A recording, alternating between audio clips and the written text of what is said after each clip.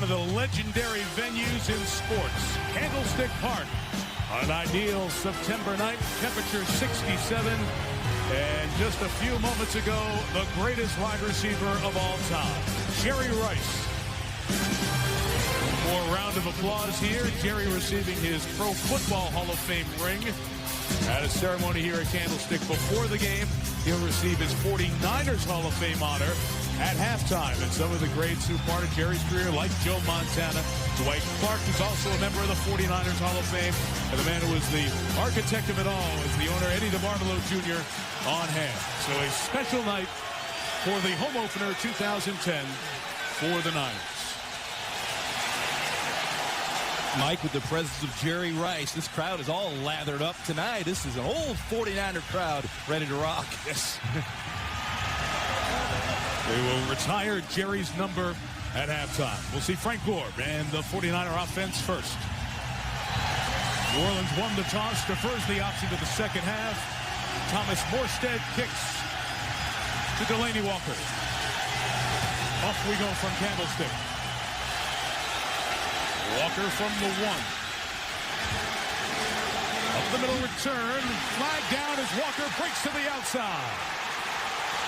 Chased out of bounds at midfield by Roman Harper, but there is a flag down, a 49-yard return in the balance of Al Riveron's first call of the night. During the return, holding number 44, the return team, first down. Moran Norris is the guilty party, so it'll be a long field for the 49ers. Well, Mike Singletary sends Alex Smith out, the #1 pick of the 2005 draft out of Utah. It has been inconsistency in a coaching staff, injuries with Alex Smith that have prevented us from getting a real read on this guy as he's now in his 6th year in the National Football League. No excuses this year, Mike. This is the 2nd year in this system. He just got to pick up his play, and he's got to be more consistent. Got to play a lot better, a lot faster than he did last week. And he has some weapons now.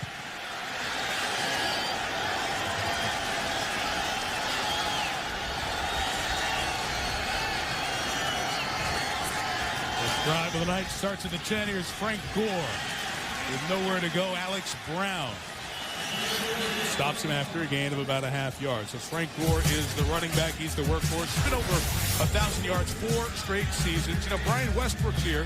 Didn't play week 1. We wonder if we'll see him here tonight.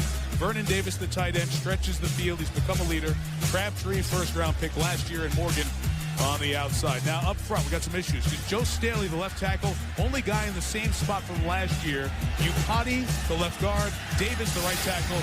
Both first-round picks in this year's draft. They're green. They're young. And the Saints' defense is good. For a gain of 1, here's Tor. For about 4 more. We have 3rd and 5 coming up. John, you pointed out that offensive line is going to be a big challenge for San Francisco tonight. Well, it's going to be a big challenge, not only because of their inexperience, but because of defensive coordinator Greg Williams of the Saints. He already unleashes his first blitz, a corner blitz.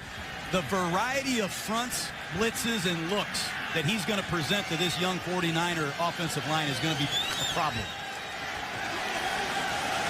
Play clock at 15 as they get out of the huddle for 3rd and 5. Oh, the snap over Smith's head. Just going to take it out of the back of the end zone for a safety, and it is 2-0 New Orleans.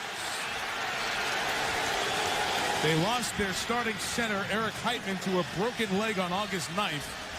And that has put David Boss, who has been a guard, at the center position. Well, you have a backup center playing.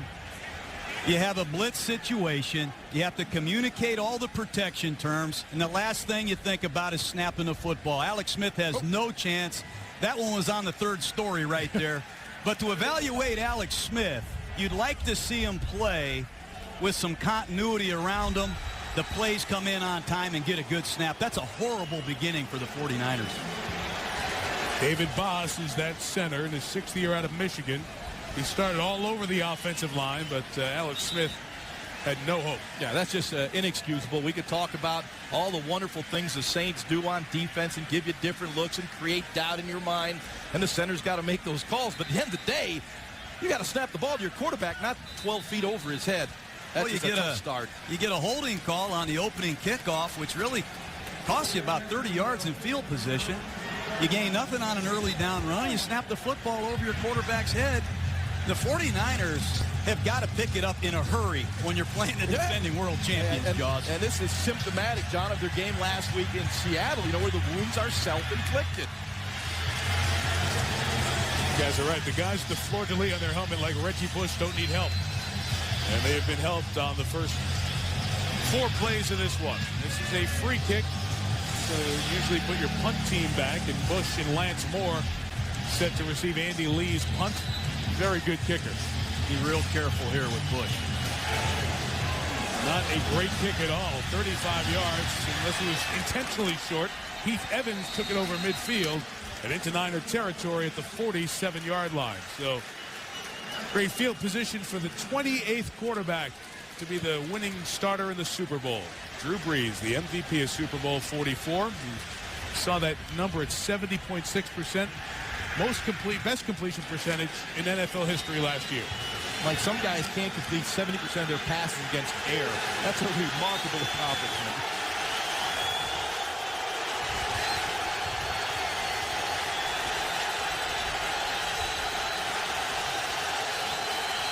Pushes the back on first down, Reggie. Patrick Willis, the tackle, gain of 3 to the 43. That's one of the things you don't see very often from the Saints on offense. They start with an unbalanced line and hand the ball from the I formation with Reggie Bush. Sean Payton has all the formations, but that's a tight end, Jeremy Shockey, on the backside. They run the wind back play from an unbalanced formation. That's the scheme the Atlanta Falcons ripped the 49ers with last year, and Sean Payton checks them out early to see if they've corrected it. Push out, Pierre Thomas the back. And Brees throwing for the first time tonight, screening to Thomas. He gets a first down to the 35-yard line.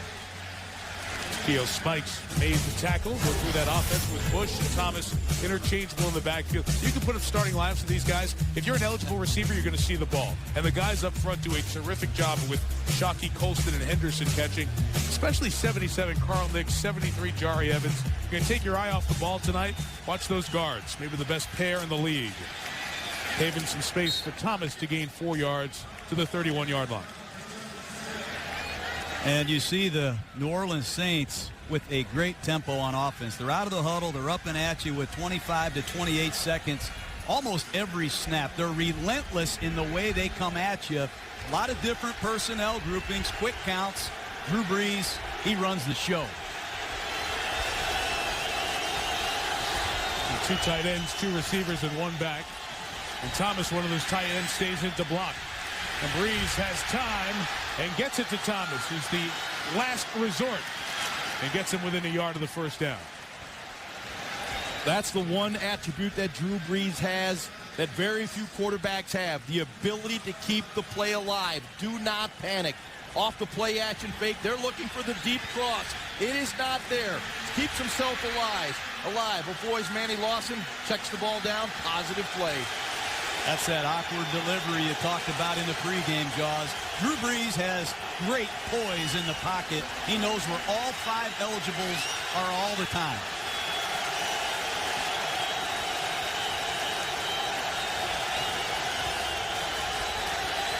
Play action. Out of the backfield, the fullback, Heath Evans, with a ton of room. They try to strip the ball. You talked about the open, John, as the safety, Michael Lewis, made the tackle. But a gain of 18, and it's 1st and goal, New Orleans. Well, when you have a guy like Drew Brees, 3rd and 1, why not throw it? Nice play action pass. They slip Heath Evans right out of the backfield. And once again, Drew Brees is pinpoint accurate, and it allows a guy like Heath Evans to be very good after the catch. Right now, a critical situation for the 49ers. They cannot allow a touchdown. They would be comfortable with giving the Saints 3 points. 1st and goal from the 9. Pierre Thomas running right. Gains about 3 yards. Justin Smith over there on the tackle. 49er defense with a short field and very tough situation here. It's a very strong front 7 they have. You're going to recognize a lot of the names. Abreu Franklin on the point. Justin Smith, relentless, always getting after the passer. Patrick Willis, 3 years, 3 Pro Bowls, and Lawson, Spikes, and Harrelson very good around him. Guys in the secondary tested tonight. The corners are good. The safeties in coverage could be a liability, so watch Lewis and Goldson, how they do.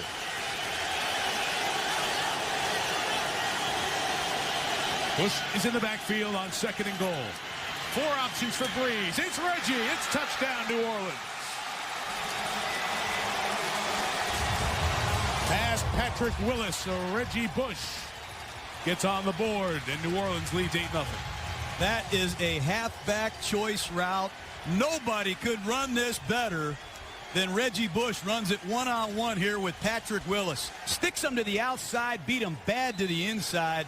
If you can beat Patrick Willis that bad on a choice route, you might want to change the coverage, Jaws. Well, that is a splendid cut by Reggie Bush.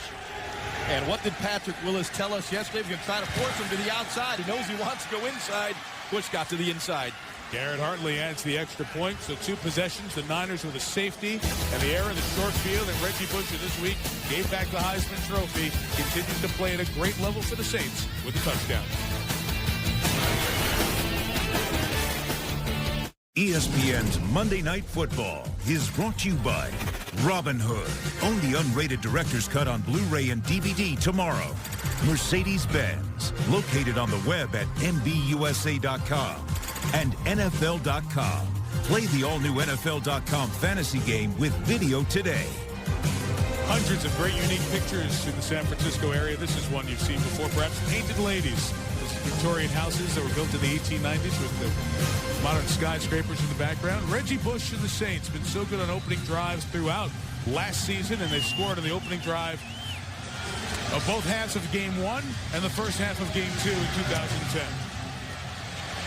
Roman Harper holding gives an idea of the problems with the wind. Short kick fielded by Moran Norris. He'll take it shy of the 30-yard line, where Marvin Mitchell brings him down.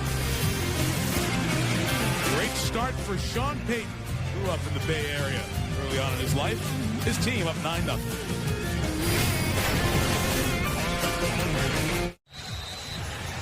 In the upper box, offensive coordinator Jimmy Ray, third of a century as a coach in the NFL, and offensive coordinator for about 8 teams, been a coach for 12 teams in the league. He's relaying the plays through Mike Johnson, the quarterback coach, and out to Alex Smith, the quarterback. That was a story because the communication train moved a little too slow last week. Run by Frank Gore for a gain of about 6 on first down. It cost them to exhaust all their timeouts, Jaws, by the 9-minute mark of the second quarter. Yeah, and actually they had a situation after that, a 4th and 1 on the 1-yard line. They wanted to go for the touchdown. They got to delay a game because they did not have the ability to call a timeout. So it's really been a point of emphasis this week to speed this process up. So far, they've come out the huddle with about 23 seconds to go. At this point, it's working. They made the changes. Officially a gain of 5 for Gore. And here's his 4th run for about 3 yards. So what they talked to Jimmy Ray about was maybe you can come down out of the box and to the field to call plays. They're pushing and shoving post play here. No flags thrown. So it'll stay on 3rd down, 3rd and a couple. So what they did was they decided to go to the wristband system to try to just give a number and shorten the communication process, John. Well, we shouldn't be having this conversation at any level of football, especially in the NFL. You have to get the plays in. I don't care what kind of communication you use. Now Alex Smith is playing quarterback. We're here in the Wildcat. The Wildcat, and they bring Brian Westbrook in for the first time. And the former Eagle is stopped for no gain as Jabari Greer came around to make the play. Westbrook, who spent 8 seasons, very productive seasons in Philadelphia, acquired in the offseason as he was signed as a free agent, did not play last week. That's his first snap as a Niner, and it leads to a 3-and-out for San Francisco. Well, the Niners obviously trying to establish their power running game, protecting those rookie offensive linemen in Upati and Davis, but they're getting no movement up front. Andy Lee kicking into the wind, a great kick, 51 yards, send Bush back to the 13. Reggie hemmed in and brought down by Taylor Mays. One USC guy gets another one, and it's a long field for the Saints. Justin Smith and San Francisco's defense can step up. Reggie Bush won the Heisman Trophy in 2005 after an outstanding season at USC. Of course, the news this week was on Tuesday, Reggie Bush giving back the Heisman Trophy. The award not given to the second-place finisher, Vince Young. The trophy vacated. First time that has ever happened as he forfeited, saying he wasn't admitting guilt, but showing respect to the trophy and the people who've come before. A very newsworthy event this week as the pass is complete. T. Devery Henderson close to the first down at the 19-yard line. Guys, there's so many stories as there was found by the NCAA investigation the ineligibility of Bush. That's why he would have otherwise been not eligible to win the Heisman, and thus he vacates the award. You open up a Pandora's box of what could happen. You know, do you go back through the other past Heisman winners? What happens to the BCS money that USC got? Does Pete Carroll give back his Coach of the Year? All these things are a spill down, but Reggie decided, I think he heard the noise that they were going to take the Heisman from him, and he decided to give it back and stay out of the way. Pierre Thomas, he and Bush share the role, 21-yard line, a first down gain of 2. Well, I think it's, the wrong thing to do. He won the Heisman Trophy with his play on the field. I know there was a lot of pressure on him. He wanted to put this behind him. He decided to give the trophy back. I believe it's the wrong move. He earned that trophy. When is the Heisman now supposed to be an enforcement agency for the scholar athletes or student athletes? No, that's not their job, in my opinion. He won the award. He should keep it. He's back in the backfield, caught the touchdown on the Saints' first drive. This is their second.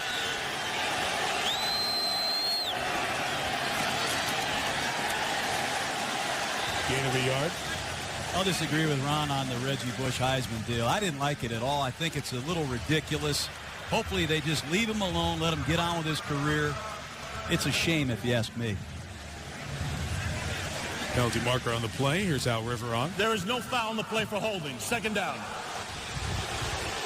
One thing with Reggie, he has been truly beloved by the New Orleans community. And that has become his new home, and they've been very supportive of him throughout. And I thought as we visited with Drew Brees and Sean Payton on this issue last night, Sean Payton was visibly upset. He said of all the things that have happened, and this noise has been in the system for 4 years. When he found out Reggie had to give the trophy back Tuesday, he said, that was really bummed. That really hurt. Really affected me. I'm surprised some former winners haven't come to his defense. Second and 9, Jaws. Pass for Henderson is incomplete. And just to finish the thought, the conversation was it a distraction to Reggie over his time here? Well, everybody in the Saints says, no, he's been professional and there all the time. But certainly it's been on his mind, and in some ways this might free him going forward. I think so. There's been a lot of people looking in his windows, keeping a close eye on him the last 4 or 5 years. He gave the Heisman back. Let him get on with his career. I like Reggie Bush as a person. I've been around him a lot. He's a great kid. Let's get on with the game. Third and 9.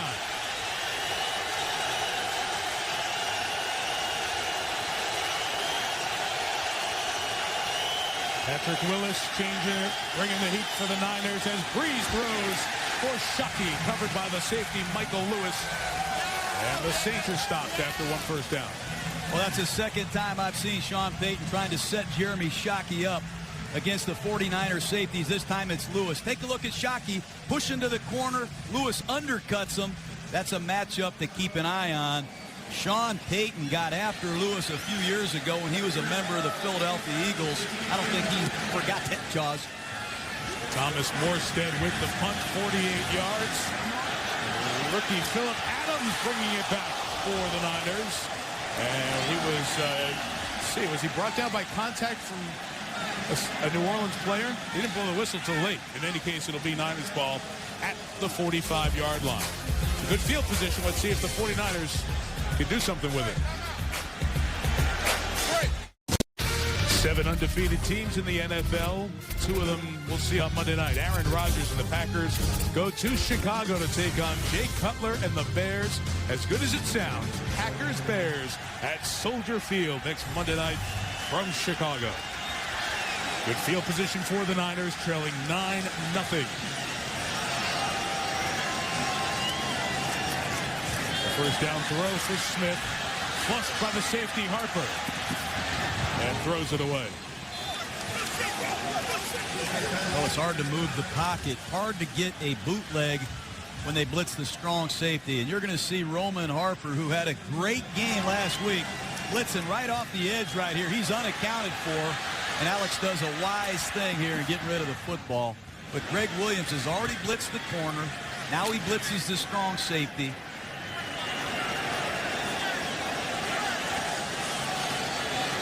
Seven plays, 13 yards, no first downs for San Francisco.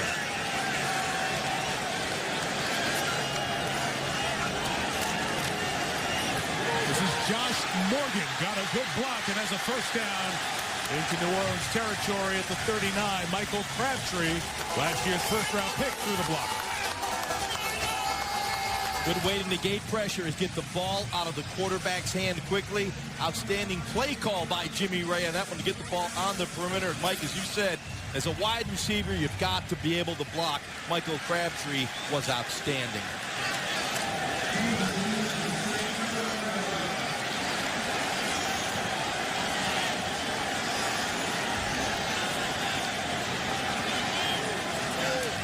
Tight end Nate Byam in motion and blocking and clearing space for Gore. Nice run by Frank to the 32-yard line. That's the guy they have got to get going tonight. The Saints come out in the 34 defense, once again an 8-man front, and the 49ers are persistent. They stay with the running game. Frank Gore needs to get hot, Jaws. He needs to gore him tonight. That's a good name for him. Yeah, I like it. That's great stuff. Hey, that's good. That's just the start, right? You got more? I got a lot. That's good. I look forward to that all day.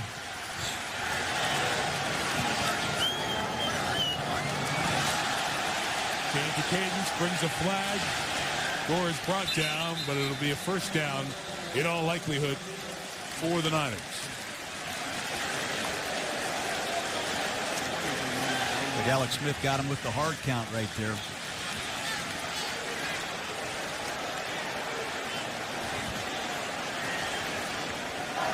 Offside, number 98, fence. 5-yard penalty. The result of the penalty will be a first down. Ron Cedric Ellis. So Frank Gore, we've seen him 5 times already. If you go back to 2006, when he has 10 or more carries in the first half, it's a winning equation for San Francisco. When they don't feed him early, 8 and 23. And we say 10 carries in the first half. A lot of times you'll say 20 carries in a game. Well, a lot of times that's dictated by the score. That shows you're trying to dictate runs early on. I love that number. First half carries, Mike, critical. Sets up play action. For Gore, intercepted off his hands. Roman Harper with the pick.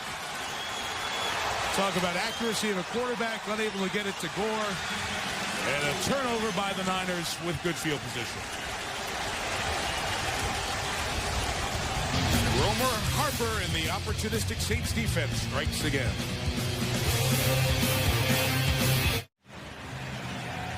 This is one of those that shouldn't happen. The interception deflected by Frank Gore. And the Saints, who do this so well, define this team defensively, they feel like their pressure is going to bring that first turnover. Roman Harper comes away with it. Well, when you get into these close splits, take a look at the top of the screen. You're going to see a corner blitz. It's unaccounted for. Alex Smith never sees them. And it's the perimeter blitzes. It's the constant pressure that causes these turnovers. And you can say what you want about the Saints defense being 25th in the league. They're not 25th in the league last year. They're first in creating turnovers, and that's their winning edge. Boy, they cause problems for you on defense. That's a guy who does it, designs it. Greg Williams, defensive coordinator, former head coach of the Bills. Pierre Thomas with the carry to the 37. Jaws, on that play, is that on Smith? Is that on? I mean, that should have been a more accurate throw, right? Well, it was a combination. The throw wasn't accurate, just one of those unfortunate, tip balls that go in the air, and consequently you get the interception by Harper. But you got to prepare for the blitzes when you play this Saints defense. In fact, last week, Brett Favre, he's prepared for him, but he goes 3 for 12 in interception against the Saints blitzes. They are a good blitzing team. They know how to blitz, and they know when to dial them up. They got to give some love to Greg Williams. He gets it when it comes to the blitz. Pressure for Breeze is picked up, and he finds Pierre Thomas for a first down. Out to the 44-yard line. Shante Spencer and Takeo Spikes after a gain of 7. Conversely, one of the things the Saints do a great job of is preparing for blitz. Take a look at this blitz pickup by the left guard, Carl Nix. It allows Drew Brees just enough time to set up by Pierre Thomas. Sean Payton and these New Orleans Saints do a phenomenal job on a weekly basis preparing for blitz packages, and they rarely get fooled. See already tonight, Brees spreading it out. Very often you'll see games 5, 6, 7 different receivers for the Saints with multiple catches. You can see that on a drive. Play pass to Thomas. Brees loading downfield shot for Robert Meacham. Covered by Deshaun Goldson. You know, the Saints have different kind of receivers that do different things. Robert Meacham is one of their blazers. This guy is extremely fast. He's going to go right down the seam off of full play action. Watch Drew Brees out of the fake. He's going to set up with a clean pocket and let it rip. Robert Meacham is a guy they strategically bomb you with on a weekly basis. It's Meacham or Henderson down the field deep. Look for Devery later in the game. You know, John, you coached here and I played here. I believe the wind right now is affecting some of the errant throws by Drew Brees. No doubt. Definite factor on the field before the game. Against a 3-man rush, 8 covering, trying to tackle Marcus Colston, the 7th-round pick. He's had a 290-catch start to his career. First 4 years plus a game. Well, that's the guy they like to look to on third down, particularly. But Marcus Colston, as you just saw there, is outstanding between the numbers. Big target, tough, very good after the catch. And third down is when they love to look for Marcus Colston. He's the go-to guy. He gets in that tight position near that tackle, and the minus, we like to call it. That's when Brees loves to look for him, where he is right now. Nobody open. Brees is pressured and brought down. Ahmad Brooks, who did not play in the opener, had a lacerated kidney in the preseason. Able to get pressure and a rare sack of Drew Brees. Really good job by the 49er defense, collapsing the pocket. You'll see Brooks coming off the edge. He's chipped. He still continues to pursue to Drew Brees. And look at Drew Brees. I don't know how he held on to that football. Bigger and stronger Ahmad Brooks, and Brees held on to the football. Good pressure by the 49ers up front. Thomas Morstead kicking. Let it go, the rookie Adams. Hopefully for them, they didn't touch it. It's the long snapper, Jason Kyle, bringing it down, and it will be, oh, wait, let's see. Oh, he said he touched it. The back judge says he touched it, and it's Saints ball. Now, let's see. They're going to have a conversation about it. You mentioned the wind, Jaws. Phillip Adams, the rookie, was indecisive here. It doesn't look like he touched it there, but if you read the lips of the back judge, no, he pointed the other way and say he touched it. That ball right there, down.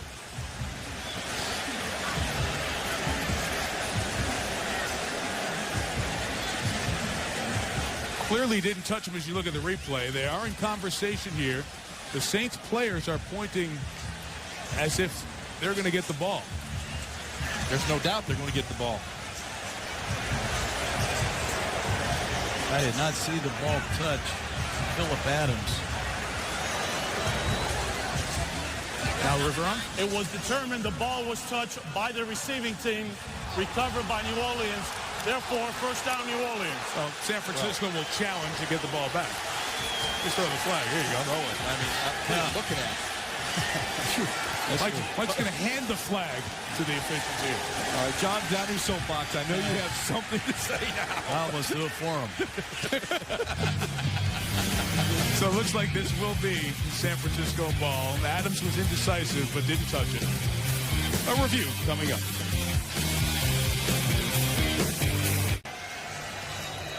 Back at Candlestick Park in San Francisco, the referee Al Riveron is under the hood looking at replay to determine if the 49ers are not going to get this ball, but we're pretty sure they're going to get the ball back. The ruling on the field was that it hit the Niners. And Saints ball. The ball was not touched by the receiver. Therefore, San Francisco will have the ball first and 10 from their own 18-yard line. San Francisco will not be charged with a timeout. And they can earn a third challenge if their next challenge would be correct. Okay. I'll say this, the wind is a factor. It's a hard place to kick. I coached here for a year, especially this time of year. You just look at the flags, they are ripping up there pretty good, Jaws. Not only is it hard to punt and kick, it's hard to field these balls. And it moves in different directions. You look at the flag at one end of the stadium, they're blowing one way. You look at the other end, they're blowing another way. I can remember as a player here coming, you go to one end zone, the ball would sail. The other end zone, it would dive. I mean, it's a swirling place that makes it very difficult to judge your throws. Spot of the ball also adjusted correctly to the 18, where the long snapper, Kyle, first touched it. Where Alex Smith and the Niners offense takes over, they have not been good thus far. Smith, flush. Able to keep the play alive and get out to the 21-yard line as he was pushed out of the pocket by Remy Adele, tackled by Alex Brown. We have a whistle on the far side. We'll watch the pressure. You'll see the pressure on Alex Smith. And he's one of those quarterbacks, he needs functional space, the ability to step up in the pocket. When you get that pressure up the middle like he had from Remy Adele, he moved out of there quickly because the pressure was there. But he got a positive play and avoided the sack. Very interesting. You're talking about the wind factor here. The Saints just took a timeout here with 23 seconds left. I didn't sense that the wind was that much of an advantage. You'd be taking a timeout to try to force them to punt this way. Remember, Andy Lee hit the kick. The first kick, the free kick, was a poor one. But his second punt was halfway decent. No, it's second down, so would they waste another timeout after second down? And then hopefully a lot of the times, Saints, get a stop. A lot of times defensive coordinator Greg Williams likes to grab Jonathan Vilma and get him straight on the situation. He asks a lot of Jonathan Vilma in terms of audibling in this defense. Interesting. See if they take another one, if they stop the Niners here. 2nd and 6. Gore is the back. And Frank up the middle. Runs to the 25, and a timeout taken by the Saints. It's very odd. An interesting strategy here in the first quarter, guys. It's the field position game. You know, football is a game of field position. Sean Payton is absolutely playing it. Well, take a look at Jonathan Vilma, the ex-Miami Hurricane, looking for his ex-teammate Frank Gore in the hole. I wish we could stop the game and have a one-on-one tackling drill between Jonathan Vilma and Frank Gore. Those are two of the best football players in this league at their positions. Keep an eye on that confrontation later tonight. Of course, those guys go back to their high school days, and then at the University of Miami, from Coral Gables High School to the University of Miami, where they're very successful as a tandem. But talk about these one-on-one, head-to-head battles, even going back to high school when Vilma was out 1 year earlier from high school in Gore. They've become wonderful friends and very helpful along the way with each other. Now, will the Saints take their last time out? They've taken 2 here with 19 seconds left, and watching rappers blow very fast in this direction, going left to right as you watch on TV. If they stop them, they're going to burn the third one. Absolutely, Mike, they will. It's very strange to see a team waste or use their timeouts in the first quarter for this. It's a moot point if they convert, and they convert the first down at the 39-yard line with Josh Morgan. So New Orleans took 2 timeouts, hoping to get a field position jump on them, but the Niners erase it with a gain of 13. Nice job by Alex Smith standing in there. Bunch formation. You're going to see Morgan win across the middle. Well thrown ball. Josh Morgan does a nice job of snatching it. Big first down by the 49ers. And Frank Gore with an outstanding job of picking up the blitz. And, you know, John, we've looked at a lot of tape through the years, and we talk about being able to pick up the blitz. Man, Frank Gore will rip you when you come up the middle. Safety, linebacker, corner, he will pick up the blitz. There's an injured New Orleans Saint in the San Francisco bench area. And it's Randall Gay who is shaken up over there. And who is surrounded by the 49ers, so it's hard to catch a number. Let's get a look at the play. It was on the tackle with Gay. Malcolm Jenkins, the starting safety, came over to hit him. And ended up getting his teammate more than anything else. It's a tough position when you talk about injuries. Hard to find quality corners like Randall Gay, a guy that can come in off the bench and take these nickel snaps. They used the first-round draft choice this year on Patrick Robinson out of Florida State. He is inactive tonight. They can ill afford to lose a guy like Randall Gay. He plays key snaps every week in their sub package. And with Patrick Robinson down, they're light at corner. This guy's got a hell of a jewelry box at home. A couple of Super Bowl rings with the Patriots, national championship with LSU, and obviously last year with the Saints. So this Louisiana native has been on a lot of championship teams, but that will thin them at corner if he can not come back. Well, Lee Torrance is up tonight, number 24. He'll take over in that role for Randall Gay. But Gay is a cover guy. He's a very good blitzer and an outstanding tackler in their sub package.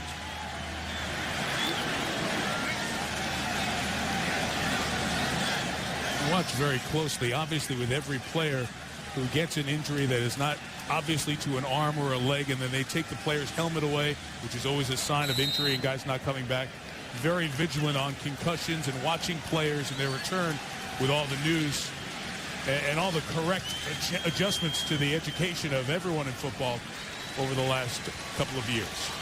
They start the clock, and that ends the quarter. So after one, here in San Francisco, the Saints lead 9-0.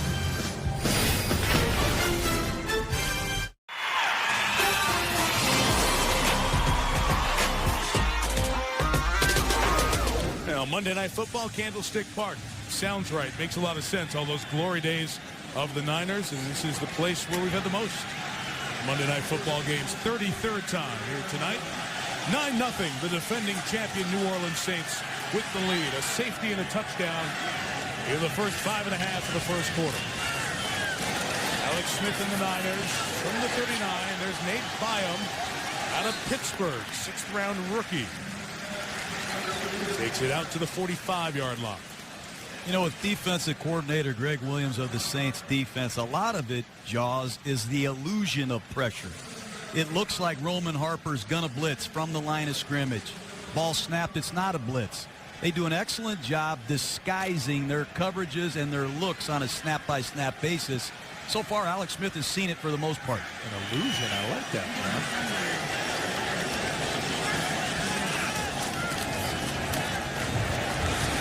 Frank Gore with a run. Look at him keep his legs driving and get right to the first down mark at the 49-yard line. And they'll get it. We were talking, guys, about Gore and Vilma and their friendship over the years. Same high school and obviously at Miami. Gore suffered 2 devastating knee injuries at Miami, each knee. And then when Vilma suffered his knee injury with the Jets, they were able to consult with each other and be a great resource for Jonathan about from Frank on recovering and coming back in the tough days. And these guys both looking forward to seeing each other multiple times here tonight. 2 terrific players. Another first down throw from Alex Smith. And it's caught. Josh Morgan. Tackled by Jabari Greer, but a good first down gain for the Niners. One of the things I like about Frank Gore is the way he picks up blitzes. And you have to be able to do that, especially against the New Orleans Saints. Greg Williams this time comes with an up-the-gut pressure. Frank Gore loses his footing a little bit, but stands in there, helps Alex Smith throw the football. Going to be a big part of this game, blitz pickup. And, John, you're getting pressure up the middle. That means you get one-on-one on the outside. And the 49ers right now are taking advantage of that a little bit. See if they can continue. Game of 7 on first down. Here is Gore. Good bounce by Gore. And he gets the first down to the 37-yard line. That's what I love to see, the old-fashioned power play. You got a 20-year-old rookie at right tackle, Anthony Davis, and you got another rookie, Mike Upati, number 77, pulling. And look at Frank Gore's patience. He keeps his legs churning in the hole. Good finish. Good early down run for the 49ers. And don't forget that big old number 44, Moran Norris, 250 pounds leading the way.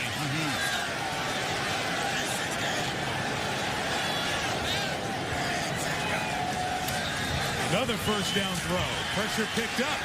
Shot down the field for Davis. Blanketed by Malcolm Jenkins and Roman Harper. And here's a SportsCenter right now.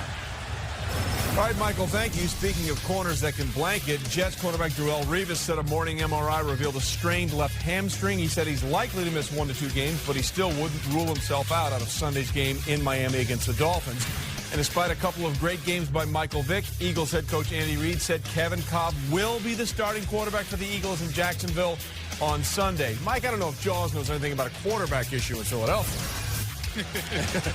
Well, I mean, we saw number 7 in that Eagle uniform running as fast as exactly. ever. Exactly. Thank you, Trey. Alex Smith throws to Delaney Walker. Good job by Walker to get into the secondary. And down to the 16-yard line. Gain of 21 for Walker. When you have a guy like Delaney Walker, who is a Joker Deluxe, use him in crazy formations. He split out here. You're going to see Alex Smith on a quick fake turn and throw the quick screen out to Delaney Walker. He makes a guy miss. He's very good in the open field. 20 catches last year, 20 tackles on special teams. This guy also returns kicks. Delaney Walker is a matchup problem for New Orleans. John, this is the area where Alex Smith will look for Vernon Davis or Delaney Walker. They love working the tight ends in the red zone. Smith comes over to Gore. The open field. Pulled down by Jabari Greer. Loss of a couple of yards. One of the things I think is really important is that the 49ers sustain drives on offense and keep Drew Brees and that offense over on the sidelines. Offensive coordinator Jimmy Ray doing a nice job in this drive, mixing the run and the quick passing game. But second and long is blitz time normally for the New Orleans Saints.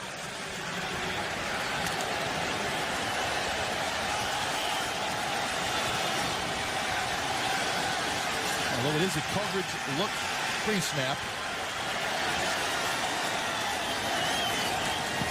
Smith gets Gore again, chased by Vilma, slips down at the 12-yard line.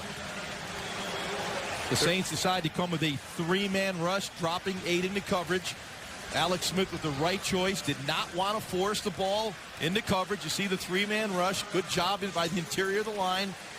Not a bad decision here. In fact, a wise decision. Get third down in a manageable situation. The field also seems to be getting a little bit slick right now. A number of guys have fallen down. Always seems to, right around 6:30 in the evening here in the Bay Area. Seen that over the years.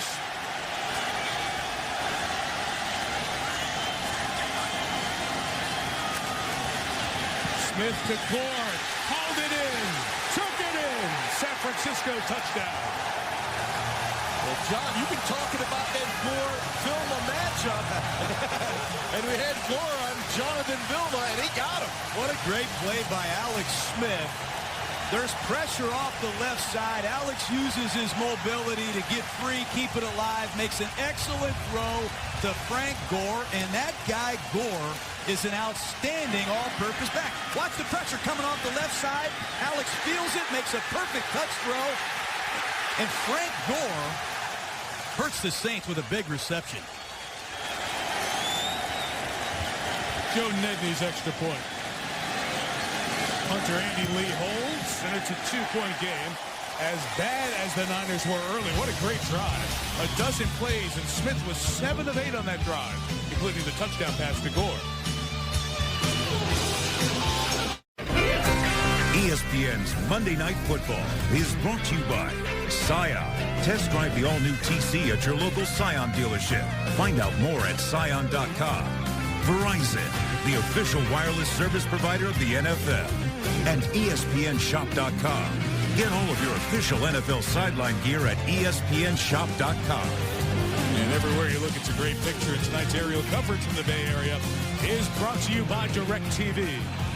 Fans at Candlestick and all around the San Francisco Bay Area fired up by the Niners' performance in that last drive. 12 plays, 82 yards. Frank Gore doing a lot of the work, including the touchdown reception to make it a 2-point game.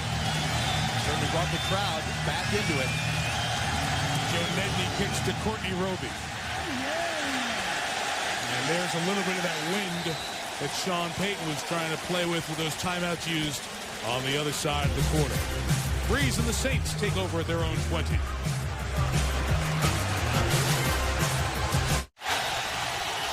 Got that feel of the championship days at Candlestick. Speaking of great championship franchises, the Yankees under George Steinbrenner. Well, 2-time Oscar-winning filmmaker Barbara Koppel talks about the House of Steinbrenner in the latest ESPN 30 for 30, presented by Cadillac. That's tomorrow night at 8 Eastern on ESPN. That great series continues with a look at George Steinberg. From their own 20, the Saints, Pierre Thomas, no gain. Takeo spikes the tackle. This guy, Takeo Spikes, he's the inspiration leader of the 49ers. Take a look at him fall back and make this tackle. It's the wind back play again. He comes right out of the trash, makes the tackle. This guy's done it a long time. Still doing it in San Francisco.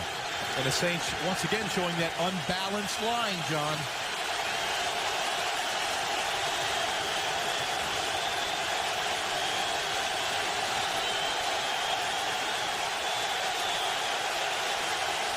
Second and 10 against a four-man rush. Breeze has his pass knocked down by Abreu Franklin, who missed most of training camp getting his contract sorted out. $7 million free agency tenure brought him back in. It's third down. That's one of the best ways to defend Drew Brees in this pass offense is get big people in his face and reject passes. That time they used the motion. They reloaded the formation. Drew Brees took a look at the 49ers audible, and the 49ers changed their defense themselves. Key third down, and the crowd is really in this, Jaws. Pressure up the middle, key against a 6-foot quarterback. Three-man rush screen for Reggie Bush. With those guards blocking for him, Reggie gets a first down at the 31-yard line. Terrific screen team because of the talent of the guards and the back. Yeah, but it's a great play against a three-man rush. We used to call this the Spider 2 tank. Watch the right tackle block down. Reggie bluffs the edge, and they throw a screen right up the gut with blockers ahead. Good call against the zone defense. Get the ball to that guy with blockers in front. Got to rally for the 49ers. You can't allow a first down on that play. Only a three-man rush. Pierre Thomas a carry, bouncing it to the left side. Stopped shy of the 35 as Patrick Willis comes across to make the play. Patrick Willis, fourth year in the league, first 3 years, Pro Bowl, All-Pro. And his coach, Mike Singletary, one of the all-time great linebackers, says this guy has room to grow. Hasn't hit the ceiling yet. Well, Mike Singletary would know. All I know is 48 games he played in 3 years, Willis. And in 36 out of the 48 games, he made 10 tackles or more. He made 22 against me when I was coaching, Jaws. I'm glad to be up here with you and away from that guy. The 10-time Pro Bowler coaches the 3-time Pro Bowler. Breeze coming back to Reggie Bush. What a read by Willis. Good heavens. You think this guy has sideline-to-sideline ability? He leads the NFL from a linebacker standpoint in holy smoke plays. Some of the things he can do from sideline to sideline are exclusive to Willis. He's all the way on the opposite sideline. He possesses that 4.3, 4.4 speed, and he uses it on game day.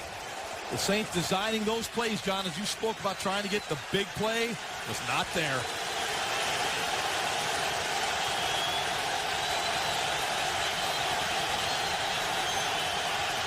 Timeout New Orleans.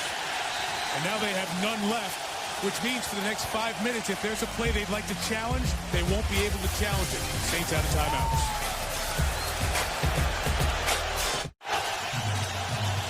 It's a great football area, desperate for quality football. San Francisco Bay Area, and their defense has given them a little bit of hope over the last year or so. That man's the coordinator, Greg Minuski, an NFL linebacker for a dozen years, his fourth year in this job. A full-out character, and he does a very good job with his defense as well. Bush in the slot, 35. Breeze looking the other way and throws for Shockey. Couldn't get it to him. Blanketed by Nate Clements. So there's a corner covering the tight end, and the Saints will punt. The key has been pressure up the middle against Drew Brees. That's been the 49ers' plan.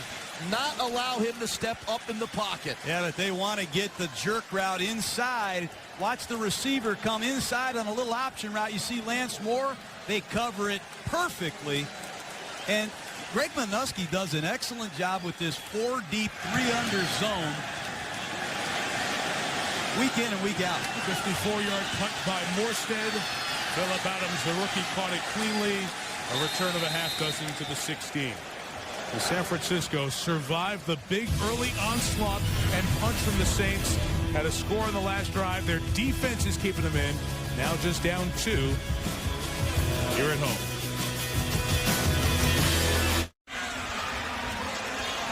Saints leading by 2 and a good drive, the last drive for the 49ers. A lot of Frank Gore on this drive as well. An all-purpose back. Take a look at him. Here's what makes him go. The inside power running of Frank Gore. He can also pick up a blitz flush. He doesn't cut anybody, Jaws. He stays face up, allows you to throw the football. And you can use him in the passing game. Here he comes out of the backfield. He beats Jonathan Velma for 6.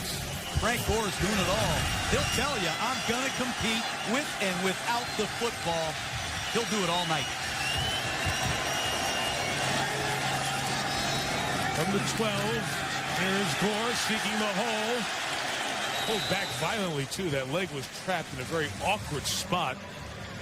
We should have said from the 17. He gets it out to the 25-yard line. There's been a lot of great players come and go at the University of Miami, and I know several of them, as do you, Mike, but they will all tell you this is one of the baddest dudes to ever walk on campus at Coral Gables. I know some, too. You remember the backfield he was a part of? It was Frank Gore, Clinton Portis, Willis McGahee. Wow. Shockey was there as well.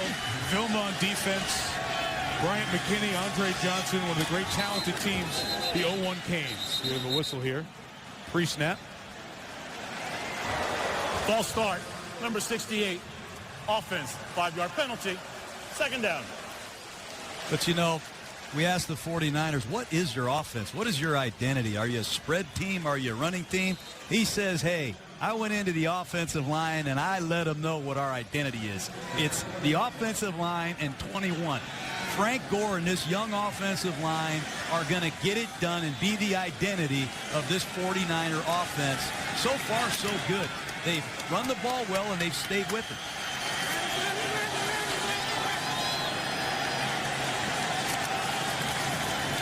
Second and 7 after the flag. Smith had nothing open. Throws it to the sideline to Morgan, who's inbounds with the catch. So they pick up mostly the penalty yardage back. Well, 3rd and 2 coming up. Alex Smith's done a decent job here tonight. Yeah, Mike, the 49ers are doing a really good job of getting the plays in, giving Alex Smith time at the line of scrimmage. They're averaging about 20 seconds breaking the huddles. They're getting to the line with ample time for Alex Smith to look at this Saints defense. So far, so good in the adjustments they made this week in their play calling mechanics. That looked to be a clean catch, but it doesn't matter because the Saints can't challenge. They're out of timeout, so even if he was out, too bad. Once at the 2-minute mark, all reviews, as you know, are handled upstairs by the replay booth. 3rd and 2, a Gore run through the arms of Vilma. First down, San Francisco. You know, that is just, hey, we're the San Francisco 49ers. We're going to run Power King off the right side, and we're going to slam it at you right behind our rookie guard. There you see Jonathan Velma, one-on-one with Frank Gore in the hole. That's going to be a common scene throughout this football game. But look at Frank Gore dip his inside shoulder, know exactly where he needs to get for the first down.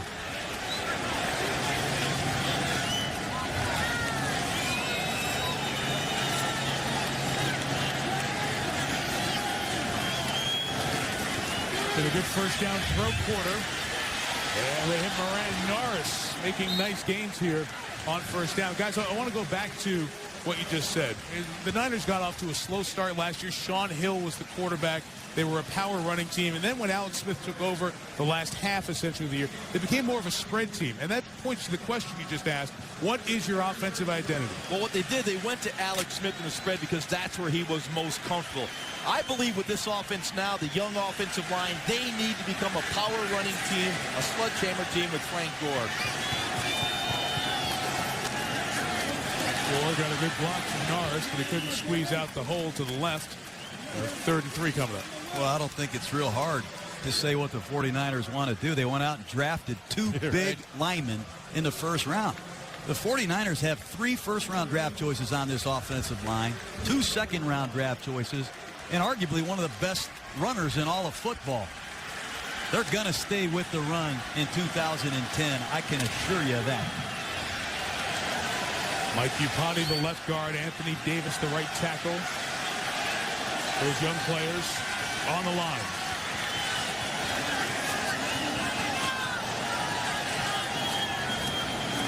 Smith on 3rd and 4. Look at Crabtree. Comes back the other way to Davis. There's Vernon through the tackle of the safety, Malcolm Jenkins, and out near midfield. This is the guy that Alex Smith loves to look to in that hash area of the field. Vernon Davis, 6'3", 250 pounds. Nice release to the inside. You snap that head around on the stick route. Boy, and you got the coverage from Malcolm Jenkins coming from a long way. But what I liked about that play is Alex Smith had time at the line of scrimmage to get to the right play. Davis's first catch. Smith has hit his last 7. We head up on the 2-minute warning. And Gore runs to the right. Across midfield into New Orleans territory at the 47 as we get to the 2-minute stop. Very different feels in this second quarter as the Niners have gotten back in the game and they're trying to drive and take the lead.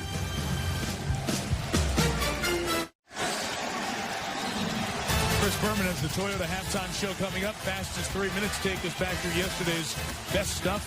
A little bit of the sports science that John Brickens does so well for us at ESPN on Randy Moss's miracle catch, that one-hand grab in the loss to the Jets, and the baseball showdown with 2 weeks left in the season. Chris will have that. The Giants are off tonight, but San Francisco all abuzz about that race in the West with the Padres and the Rockies, all tight with 2 weeks to go in the baseball season.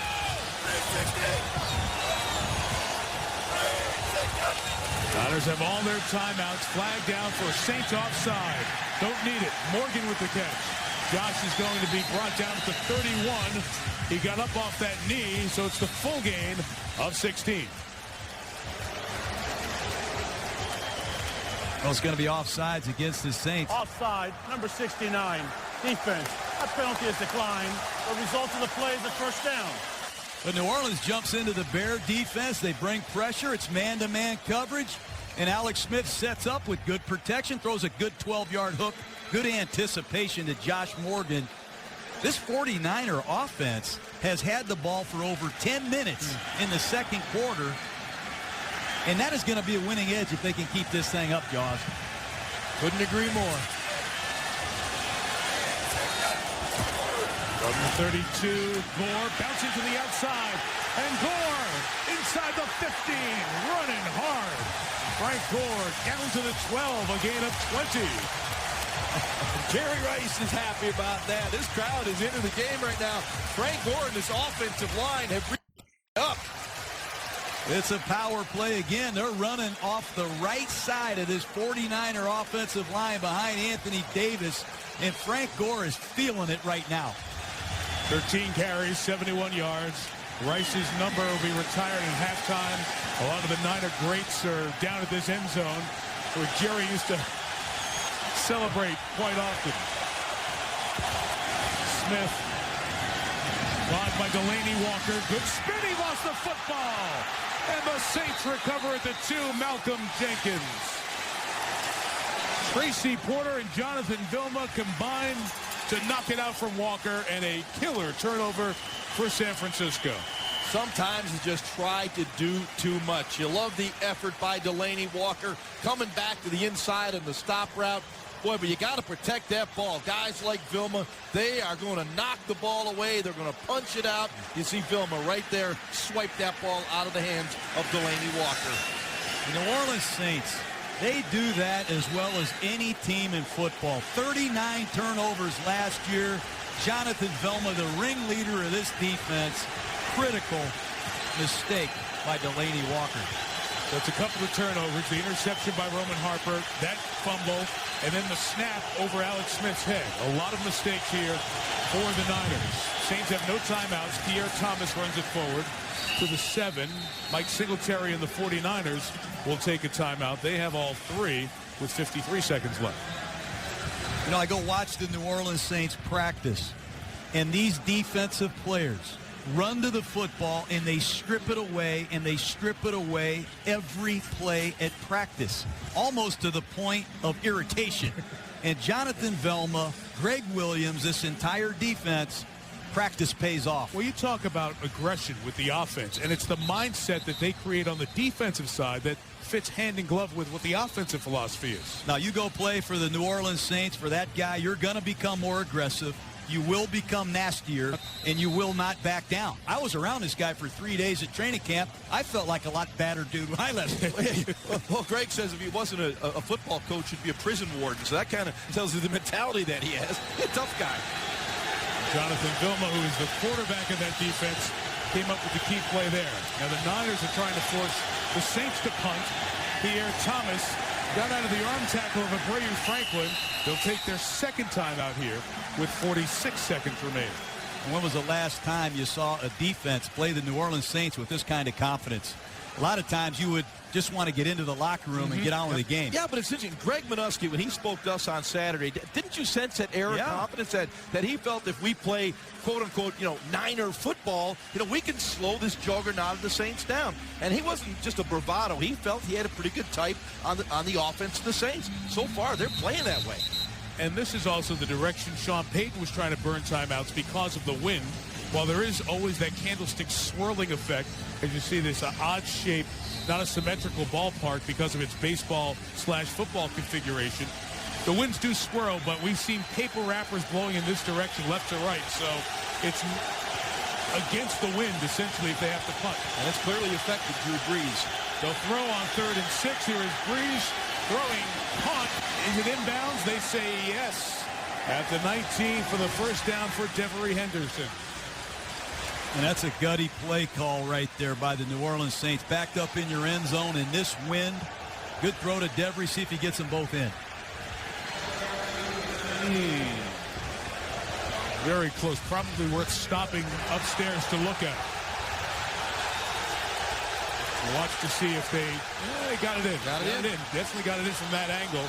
But they're going to stop it here to check upstairs. It's the correct thing to do. That was a catch by 2 blades of grass. Yeah. When hasn't there been a clock stoppage inside of 2 minutes? Actually, they just did it for you. I know it. Because they want to make sure that you come to every game and get a inside of the 2. Just past the top of the hour, those of you just tuning in, it's been a pretty interesting night. Disastrous start for the 49ers. David Boston center threw it 11 feet over Alex Smith's head. Safety 2-0. Ensuing drive, Reggie Bush 6-yard touchdown reception, 9-0 Saints. Then San Francisco started grinding on the ground, gained some traction in a 12-play drive, capped off by a Frank Gore touchdown, and going in for a would-be go-ahead score. The turnover by Delaney Walker caused by Jonathan Vilma, recovered by the Saints, and that's how we've arrived at 9-7 with 41 seconds to go. I give defensive coordinator Greg Minuski a lot of credit. He lives in the shadows of Mike Singletary here for obvious reasons. But Greg Minuski's defense, they play extremely well in the red zone. They don't give up a lot of points, and it's every week. And when this guy walks into the room, you just feel his enthusiasm and his knowledge and his charisma. Keep an eye on this guy. He's going to be a head coach. He's going to be a head coach. I agree with you. And you can see he's enjoying coaching football. He's out there with a smile on his face. Like that Coach Gruden, man. I was out there enjoying coaching. He wanted the New Orleans Saints. A lot of guys get nervous. Oh, my goodness, we got the Saints coming in here. He couldn't wait for this one. I just sensed that in his eyes. And he pulled out all those stats. He even confused me. That's hard to do with stats. That's not hard to do. I said with stats. You know what I love is this review continues about Minuski. Remember, he was the defensive coordinator when Mike Nolan was here. And Mike Singletary wasn't the defensive coordinator. He was the linebacker coach. So here's Minuski, a dozen years in the league, which is a heck of a lot of special teams, and a good linebacker during his multiple stops. But here's Mike Singletary as your linebacker coach. This guy's the Hall of Fame linebacker, and you're the D coordinator. He's the linebacker coach. But he had to make an adjustment from the type of defense Nolan wanted to the type of defense Singletary wants. And this is a San Francisco group that is respected around the league. Well, it's his defense. He's calling it. He's installing it. And he's got a lot to be proud of. Last year, they generated 33 turnovers. They had 44 sacks, which was 3rd in the league. And that's why they're in this football game, got a chance to win it because of the way they play defense. Got a really good feel for his players. He played in this league for over a decade, and the guys can relate to that. We showed you this look before the play was stopped to check upstairs. Henderson possession, and right there, they see green on the other side of the heel of his shoe, so it's a completion. It'll be at the 19-yard line. It's got to be a catch. just about to snap it, and then the buzzer, almost like a pager, goes off for one of the officials to blow the play dead and check, and Al Riveron did just that. Here's his call. The ruling on the field stands as a catch. And that catch puts the Saints over 100 yards for the night, just 102 yards for New Orleans. And again, two reasons. The wind, not an easy condition night, and that San Francisco defense. Yeah, they're averaging only 4.8 yards per pass play. That's not New Orleans Saints numbers. Well, we're from a dome. You're not used to playing in this kind of weather, and you got to credit the entire 49er football team. Their offense has held the football. Not many nights you see Drew Brees not have the best set of quarterback numbers. Alex Smith has played well as well. Just one timeout left for the Niners. Pierre Thomas with the run to the 25-yard line. With only one timeout, there's really nothing the Niners can do with it. So I think we're just going to run it out here till the end of the half. You know, Sean Payton warned us yesterday, guys. He said this is a very good football team. And he knew his team wasn't overlooking the 49ers. They had 5 Pro Bowlers last year and a lot of good players on the rise. He knew it was going to be a tough game, going to go down to the fourth quarter. New Orleans is going to get the ball first to start the second half, and then we'll see which direction, if the wind is impacted here, when we come out of the locker room. Interesting half. 9-7 New Orleans. They'll retire Jerry Rice's number at halftime. We'll show you that when we come back for the third quarter. Now Chris Berman and the Toyota halftime show. Boom.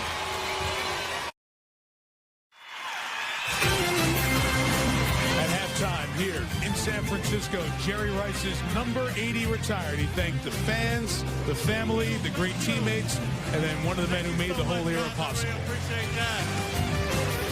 It started with Bill Walsh.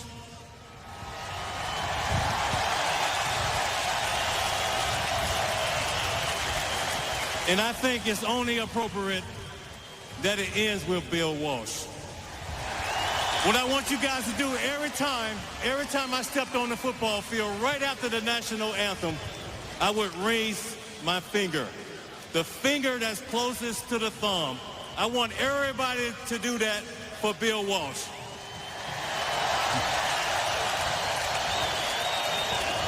The jersey retirement ceremony, Jerry interviewed just a second after that, happening at halftime. Of course, he went to the Pro Football Hall of Fame, and then his jersey retired as he goes into the San Francisco 49ers Hall of Fame here at halftime.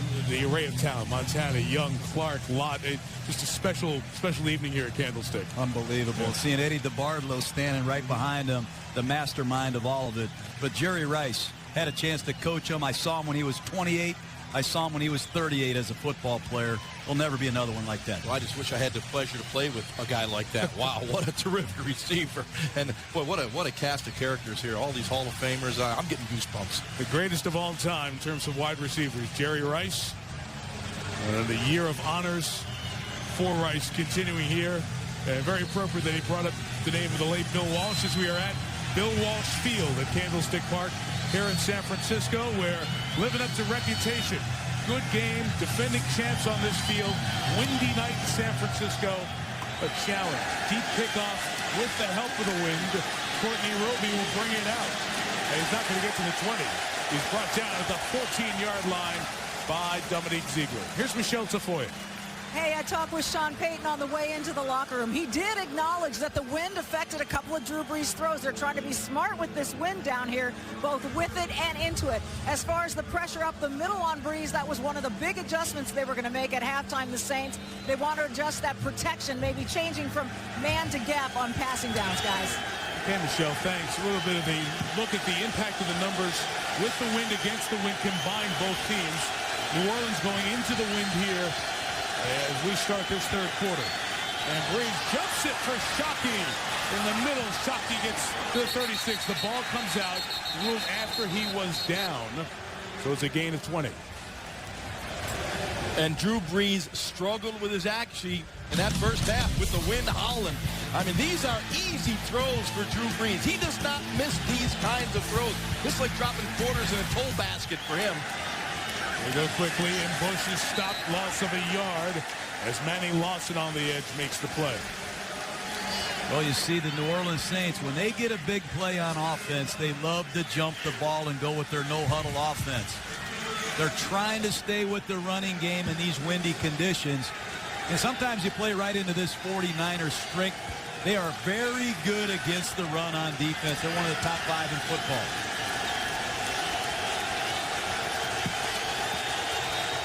A catch of Shockey's on first down was his first catch of the night after the no-gain second down. Pressure again up the middle. They go to David Thomas, the other tight end. He gets to 39, a gain of 3. Isaac Sopoaga put the pressure on. It's clear to me that the 49ers are trying to get pressure right up the middle and get big people in Drew Brees' face. And that time, Drew was fortunate to get out of trouble, find an outlet receiver. Once again, a big third down here for the New Orleans offense. They need to get a drive together and stay on the field.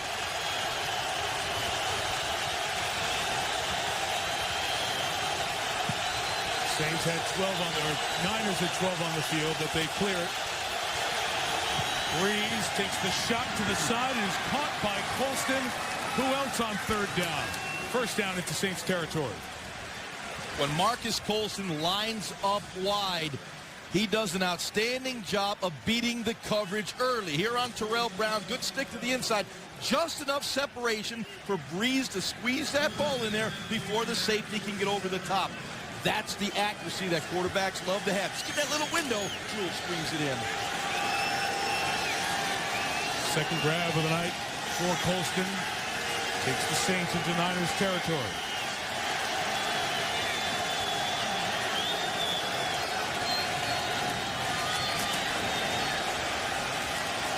Nowhere to go for Travis LeBoy as Pierre Thomas was there. We have a penalty marker down.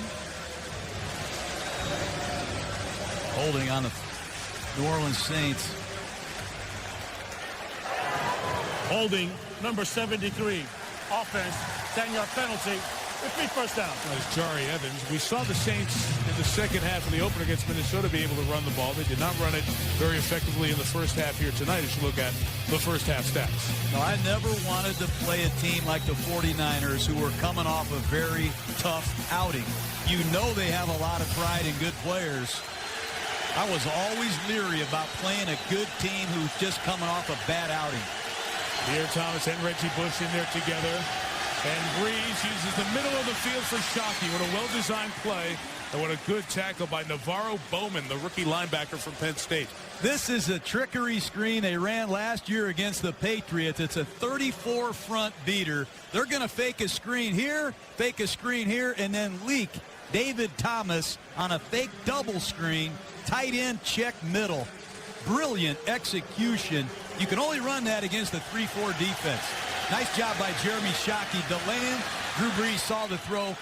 Very well executed.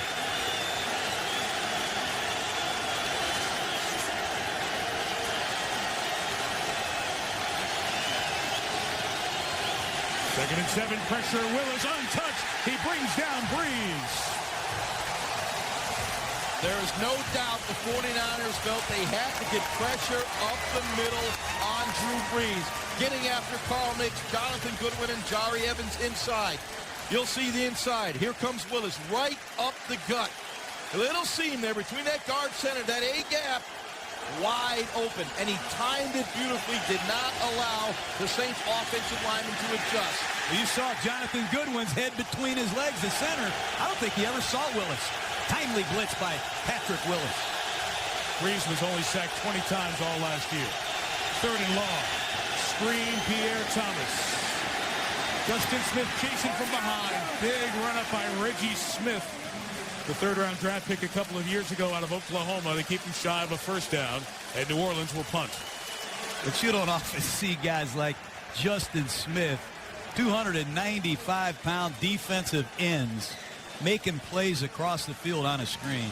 What another great effort play by Justin Smith.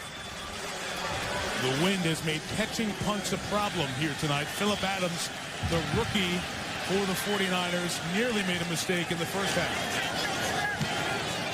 Thomas Morstead kicked it toward the sideline. It will be inside the 15 when San Francisco takes over. Niners defense, part of the story, and a good half by Alex Smith. We continue in the second. ESPN's Monday Night Football is brought to you by GMC, the official vehicle of the NFL. Fidelity Investments, turn here.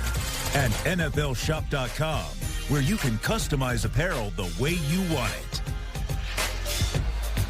The beautiful city, the windy city is Chicago, but the windy ballpark is Candlestick. You are getting a ton of wind here tonight, and it's impacting the game. The Niners have the wind in their favor in this third quarter, within 2. Frank Gore, who has been just a terrific runner in this first half, ran into the huge Remy Adele after that game. You know, speaking of the wind, when you're down there or up in the box calling plays and you have the wind for 10 minutes, you better use some of those passes that you have in the game plan. It does affect the way you call. As you know, Jaws, this is big that they take advantage of the wind when it's in their favor. You still have to be a little bit careful inside your own 20. You don't want to get too aggressive. Kind of nudge it out there. Alex Smith, very good numbers in the first half. The 18's getting time, too, and his throw is caught by Michael Crabtree. Last year's first-round pick made a great move and takes it to midfield. 32 first-down yards. Alex Smith has been razor sharp. 13 of 16 before that throw. I love the fact that he's hanging in the pocket. Good pass protection. Stays on balance and waits for Crabtree to open up down the field. You love to see a quarterback look down that gun barrel because you know the pressure's coming. Alex Smith is sharp tonight. I like to see a big receiver snatch it. Smith has completed his last 10. And they've done a good job passing on first down. Shot downfield. Vernon Davis caught it. First and goal, San Francisco. A gain of 41. Well, the wind doesn't seem to be affecting Alex Smith. He's throwing some balls right now. That is impressive. That is a big, fast tight end beating a very good cornerback in Jabari Greer. Watch this. This is a deep cross. Coverage is tight. Alex Smith makes a great throw and trusts the size of Vernon Davis to go up and get it. Two great throws by Alex Smith. And you see the 1-2 combination of Crabtree, Vernon Davis. That's what you want to see from the 49er offense. Tying a career-high 11 straight completions. In the red zone, the Niners for the lead. Gore. Tackled by Vilma, gain of a couple of yards to the 7. We're talking about Vilma and Gore being high school teammates. Alex Smith and Reggie Bush were high school teammates, and Alex has been through so much in his pro career. Inconsistency with offensive coordinators, offensive systems that have not been the most challenging. But think about when he had Norv Turner as his offensive coordinator, he was very good. And tonight, this is as good as we've seen Alex Smith in a large sampling. Mike, I agree. I came here for this game, and I want to ask, who is Alex Smith? Who is this guy in his 6th year? We're starting to find out. Second and goal, a gun run with Gore, 2-2. Third and goal here. You know, Alex Smith, wing T quarterback in high school. Spread option quarterback at Utah. He comes here, he has 6 coordinators in 6 years. I like this guy. He's got a lot of experience. He can run and throw, and he's smart. And this is just where you want to see a quarterback that can run and throw it, Jaws, on a 3rd and goal. Interesting here, Gore came out limping. Anthony Dixon, 6th-round rookie out of Mississippi State, is in the game on 3rd and goal. First time tonight, and he runs it. And he runs it in for a San Francisco lead.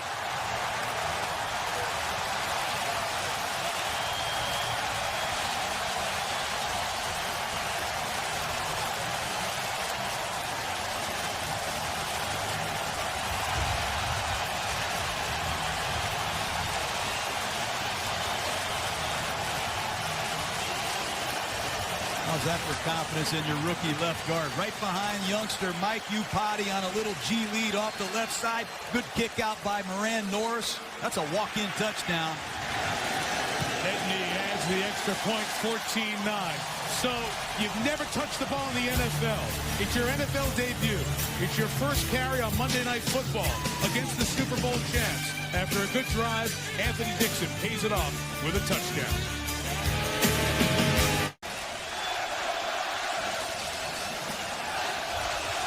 They're rocking Candlestick. Fans very into it. 14-9. Anthony Dixon's first NFL carry. Frank Gore did a lot of the work to get them down there. Big plays with Crabtree, 32 yards. Vernon Davis, 41. All the Niners' weapons. Led by Alex Smith. How about Anthony Dixon? He's standing there on the whole sideline. Hey, throw the cape off, go in there and make a play. And he does. Very impressive. The last 3 drives for the 49ers. 12 plays, 82 yards. 10 plays, 75 yards. That was just 6 plays and 88 yards. And look at this. Here's what happens when we can get the plays in on time. Everybody's happy. Yeah, Mike Johnson, the quarterback's coach, he's happy. Everybody's smiling. I got 20 seconds at the line of scrimmage. Wow, quarterback, it's fun. With the win here in this third quarter, Phillip Adams has been returning kicks, holds, as Nedney kicks. Roby takes from the 3. Courtney hit it hard. And Adams, who was the holder, had to hop back in his lane to make the tackle over there shy of the 40-yard line. The New Orleans Saints won their first game 14-9. They now trail 14-9 against Mike Singletary and the 49ers.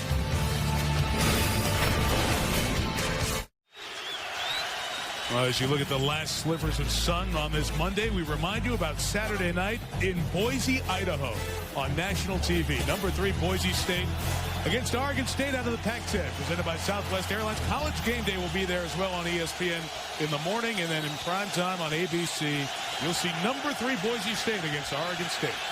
Breeze and the Saints take over from the 39. And here's Pierre Thomas to the right. Good job by Thomas to stay in bounds and get some extra yardage, a couple of yards shy of the first down. We have a penalty marker down back by the quarterback.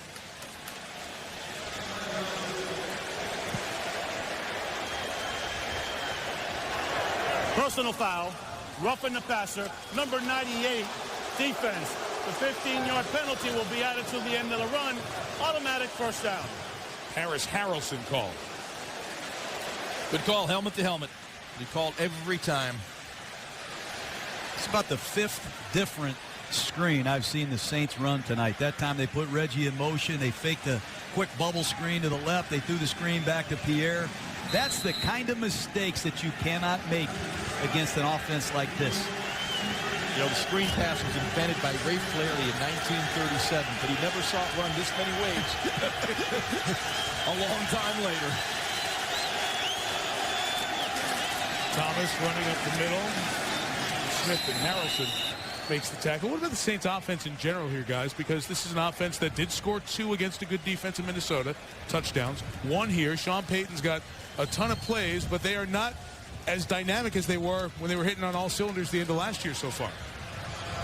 Well, there's no question. You know, play calling, you've got to be sharp. You've got to understand what the defense is trying to do. They have been able to crack the formula right now, but you know Sean Payton, eventually he's going to dial up some big plays.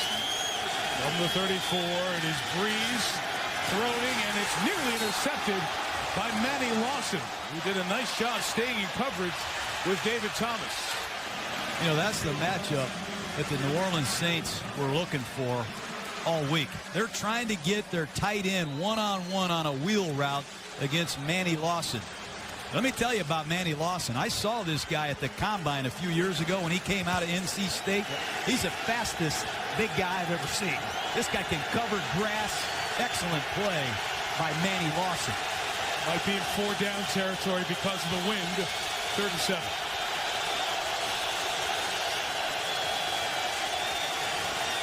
Breeze setting up yet another screen, and Bush up the middle. There goes Reggie for the first down at the 22-yard line. That's about the 6th different screen. Watch what Reggie Bush does. He runs a wide flare to his left, and you'll see 2 49ers go with him. There's 2 San Francisco 49ers running to the flat. Reggie sticks his foot in the ground and breaks back to the inside. Not many guys can run that play right there. Man, is he quick. The design of these screens are amazing. I mean, Sean Payton just keeps coming after you with the screen game. Pierre Thomas with a run into the red zone. It's the 18. Deshaun Goldson makes the tackle, and they're moving the ball into the wind here in this third quarter with a very good drive of screens and runs. Well, these 49ers, they play 4 deep zone. They call it a quarters coverage. And when you play that coverage, there's only 3 defenders underneath. And that's what Sean Payton's doing right now. He's trying to find a tight end against an outside linebacker. He's working his back. Reggie Bush inside. Screens are always good against this quarters coverage. Here's another snap of it. Well, and eventually the 49ers got to spy somebody to negate the screen game. Movement by the Niners. Breeze with a free play. Throws high, and it's incomplete. Going to get Ahmad Brooks for offsides.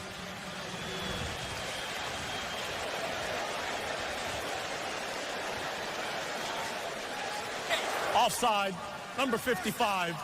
Defense, 5-yard penalty. The result of play is a first down. Good use of a hard count. That's normally a throw that Drew Brees rings up right there. He got out of trouble in spite of the defensive offsides, kept it alive, and normally he sticks that out, Marcus Colston. Take a look at it. He's going to slip out to his left. His eyes stay downfield. Normally he rings you up right there. I don't know if it's the wind or what it is, but Drew's missed a couple throws he normally puts in the basket. Well, certainly the wind is contributing. Thomas, Pierre to the right. Gain of only a yard. Abreu Franklin to make that tackle. Well, we spent time with Greg Minuski on Saturday. It's all he talked about. When they get in the red zone, hey, we'll give up a field goal. Field goal, field goal. If they're in there 5 times to kick 5 field goals, I'll be happy. That's what they want to do, keep the Saints out of the end zone. He also said this is where you look at your corners and say this is where you make your money. We expect you to cover down here. Inside the 5, that's when he comes after you and leans on his pressure. But the Saints aren't bad here themselves, guys. Timeout, San Francisco. They have 12 guys on the field. So confusion for the Niners. They stop it before they run a play with 1 guy too many.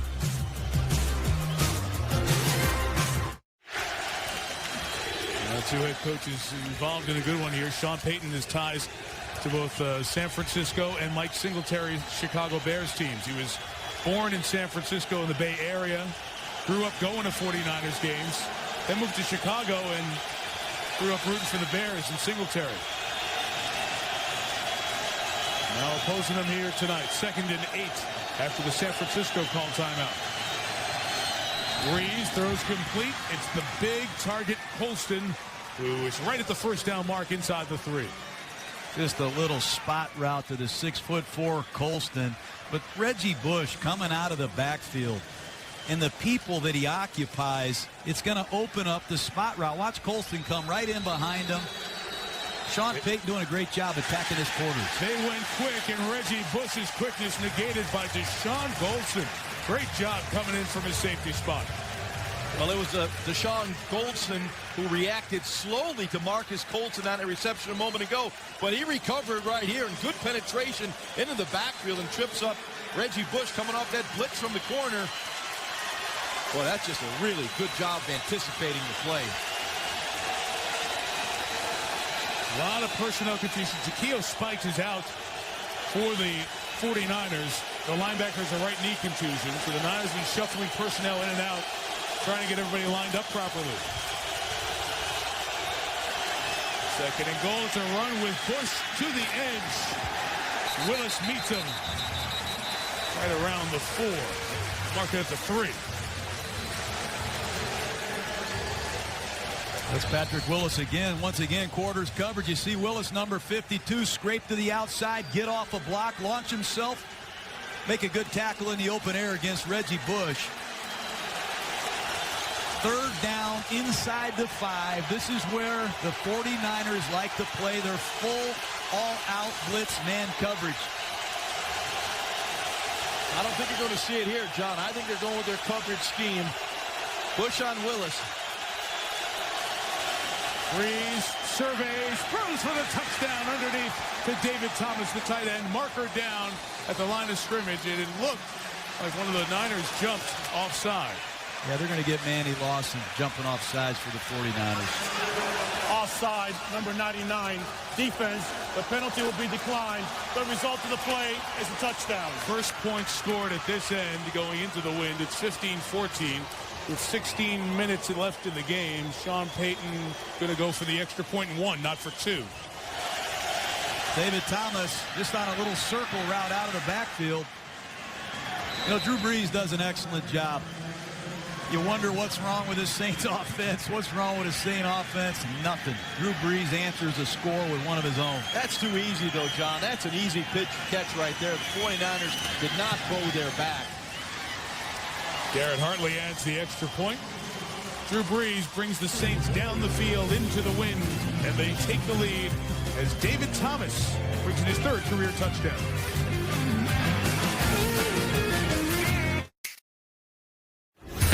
Championship drive by the New Orleans Saints reminded of the crowning moment of their success in Super Bowl 44, their championship ring ceremony. And the Saints, who've been so helpful and influential down in the Gulf region, did a great thing, raising money, over $1.4 million, for the Saints Gulf Coast Renewal Fund, which is to help the victims of the oil spill, which thankfully that well has been capped.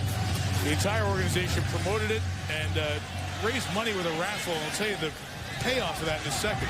The short kickoff, because of the wind, is taken by Delaney Walker, and it's down at the 17-yard line. Drew Brees leading this idea to get this done and to find a way to raise money to get one of these, an actual ring that the players and coaches got, and in a raffle, figure out who would win it. Well, Christopher Lynn of Hattiesburg, Mississippi, is doing backflips right now because he's getting one of these. Man, how about these diamonds, huh? Hey, go. He is getting a Super Bowl ring, and they raised money in the process of doing that. It's special. I know you wear yours all the time. Well, now that I get to hang around you guys, I try to show this off. That was one of the great days of my life, to share that ring ceremony with the players, coaches, the people that made it all happen. Now I know Sean Payton and his team wants to get another one. Real quick here, guys. The Niners had Vernon Davis come late into the huddle, and they're going to have to burn a timeout or take a delay a game. They're going to take a delay a game here. So the whole story all week with the 49ers was the inability to get the plays in properly and handle the basics. Well, Vernon Davis was on the sideline, and oftentimes you're getting personnel packages in at the start of a drive.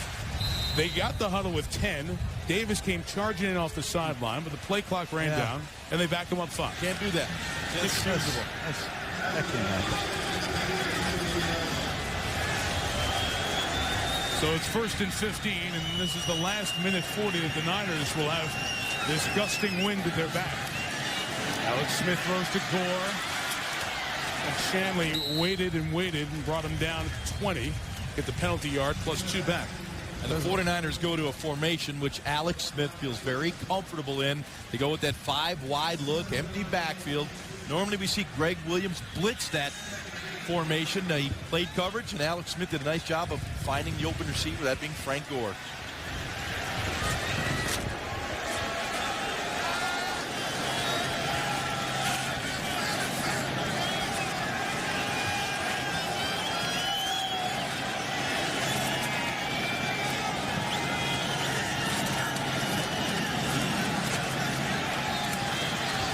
His offensive line's done a nice job, even though this was just a 3-man rush.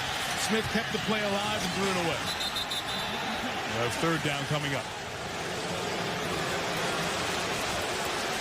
It's good coverage by the New Orleans Saints. They have not been as reckless with their blitz selection. Take a look at it from up top. You'll see the coverage down the field. You're looking for Vernon Davis. Jonathan Velma passes him off to Shanley. On the other side, you see Crabtree on a little shoot route. Danny Clark gets underneath it. Jabari Greer's over the top. Good defense. This is the first 3rd and long that the New Orleans Saints have had in a while. I'll be shocked if there's not some kind of blitz here. Extra corner, Lee Torrance on the field.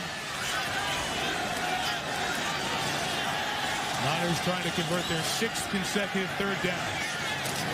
Gore, yard shy, brought down by his high school and college teammate Vilma. 3 and out, and remember the penalty for delay a game at the start of the drive. Inexcusable and a killer. Well, it is. And to start 1st and 15, take a look at your young right tackle, Anthony Davis.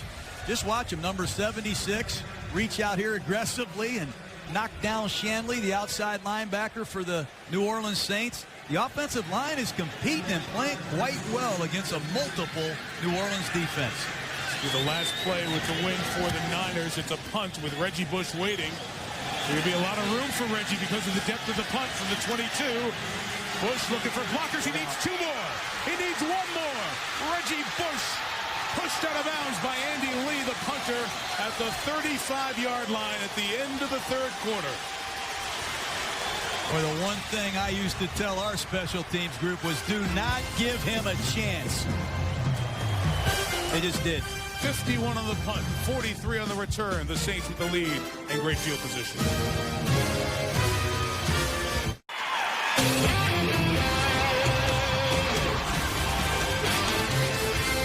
No sneaking into town anymore. You're the champs.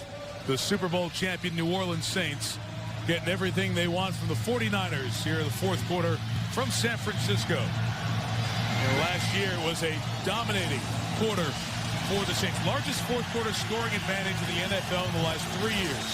Outscoring their opponents by 91. If that's not enough, they've got the wind in their favor here in the 4th. First play of the quarter is Breeze coming down to Pierre Thomas. Shy of the 30-yard line and a gain of 5. And back-to-back really critical mistakes by the 49ers. You take the delay of game on offense, puts you way behind and down in distance, and then you punt the ball right down the middle to Reggie Bush. You do not give this coach and this quarterback these kind of opportunities. Huge right now for the 49er defense if they step up.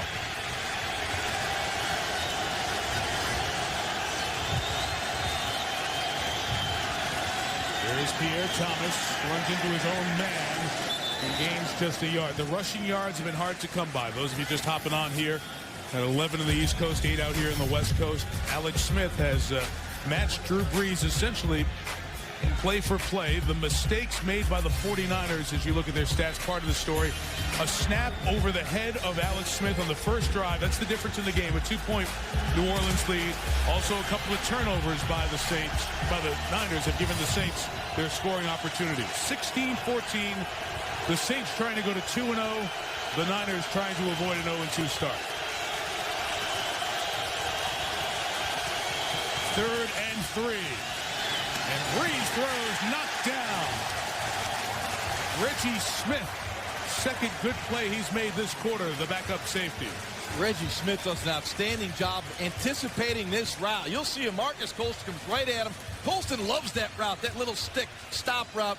But boy, what a terrific job by Smith of reading it, driving the ball, and knocking it down, and forcing a field goal attempt for the Saints. Yeah, now you have Garrett Hartley, the NFC Championship game hero, missed 2 kicks wide left in the opener against the Vikings. Those were indoors. This is with the wind at his back, but swirling. Officially 46 yards.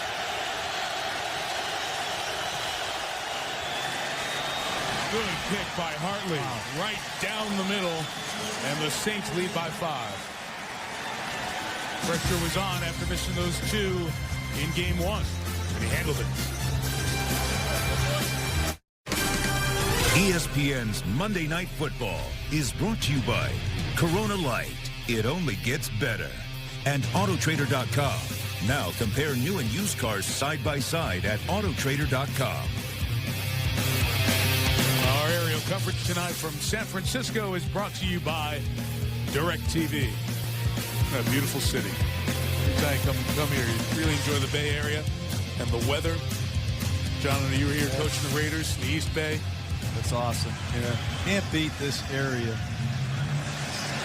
Great fans, too, for their teams. And been long-suffering. The 49ers picked by a lot of folks to be the team to beat in the B flight, the NFC West. This is the weakest division over the last 3 years in the National Football League, without question. But somebody wins the division and gets to the playoffs, and the Arizona Cardinals got to the Super Bowl out of this division a couple of years ago. Well, they face a big test right now. Now we're going to find out what the San Francisco 49ers are all about. Delaney Walker will launch the wind-aided kickoff. sail all the way out. How about the former #1 overall pick, Alex Smith, tonight, Rob? He has played very well tonight. And I like the fact that he was processing the information quickly, getting the ball out of his hand, anticipating routes, throwing accurately, all those attributes you look for a quarterback. But now he's going to be tested. They are behind 19-14. This is what separates quarterbacks in this league. Can you make plays with the game on the line? Let's see if Alex Smith can come through for the 49ers against a very aggressive Saints defense. Into the wind. Drive start from the 20. So you're going to need a lot of this guy. Frank Gore. A gain of 10, now to the 30-yard line, and right at that first down mark. Boy, he still runs it great, doesn't he? Kind of forgot about Frank Gore in the second half. Don't forget about Frank. Watch the little T scheme, the tackle pull, guard around. Frank Gore slices it right off the right side. Look at him get his pads down, finish the run. You mentioned it before, John. Big attaboy to this offensive line. A defense that gives you a lot, tests you. 2 rookies, most of the line playing out of its position from a year ago. And they've been good here tonight. Nice the left back. Right about 10 more. You know, Jonathan Belma warned us of this last night. When they pull the guard, Frank Gore is going to cut it all the way back. Watch the left guard, number 77, Upati pull. The linebackers scrape. They come hard to the play side, and Frank Gore cuts it back behind the pulling guard, which is uncommon. Frank Gore has great vision. Very decisive run by Frank. That was impressive. Jump cut right there. Get to the outside. 102 yards tonight. Over 100. Broke Joe Perry's franchise record of 100-yard game. Now play action. Alex Smith hit as he throws. Crabtree fell down and couldn't get back up to make the catch. Jonathan Vilma was bearing down on Alex Smith. Well, they give Michael Crabtree a vertical read right there, and he just slipped at the top of his route. It's too bad they had an easy game. Here you'll see Vilma coming up the middle. He sees the play action fake and then gets in the face. Ooh, almost grabbed his face mask there. Close. Hit him right up by the neck. Seen worse, called for 15 yards. But Alex Smith is hanging in there. And chose to pass it on first down. Now 2nd and 10. Another throw with Roman Harper coming in. Gore the screen. Got past Vilma. Look at Frank Gore. Lost the football. Got it back. As he went down, he had it. The 9-yard gain. It'll be 3rd and 1 coming up. The strip as Harper retraced his steps. Oh, it's an unbelievable play by Frank Gore. Greg Williams brings a linebacker and a safety off the weak side. The ball's clearly out. I think Gore got it back himself. He did. And now he needs a break after being run here on this drive. So you go back on 3rd and 1 to that rookie Anthony Dixon, who scored on his first ever carry as a Niner. Last guy to do that for the Niners was Terrell Owens, 1998. Yeah, Vernon Davis down here one-on-one with Harper. They're going to throw to Davis on Harper. A lot of hand fighting. Davis can't catch, but he got a flag. Well, I can see that coming all the way from Oakland, guys. 3rd down and 1. You flex out Vernon Davis. You get Roman Harper as safety and one-on-one coverage. And Vernon just says, hey, Alex, throw it up. I got this guy. Now, you can just see the size disparity. Ball a little bit underthrown. And, you know, that's interference right there. The ball is underthrown, but the contact before the ball gets to Vernon Davis. And we know in this NFL nowadays, give your guy a chance. If it's incomplete, the chance is going to get a PI. Vernon Davis is special. 13 touchdowns last year. If I had a body like that, I'd be at the beach every day. This guy can run, and he is a force, especially in that kind of situation. 29-yard penalty. Niners trying to go in for the go-ahead touchdown. Slant, deflected, intercepted. Intercepted by Tracy Porter. All he does is make big INTs.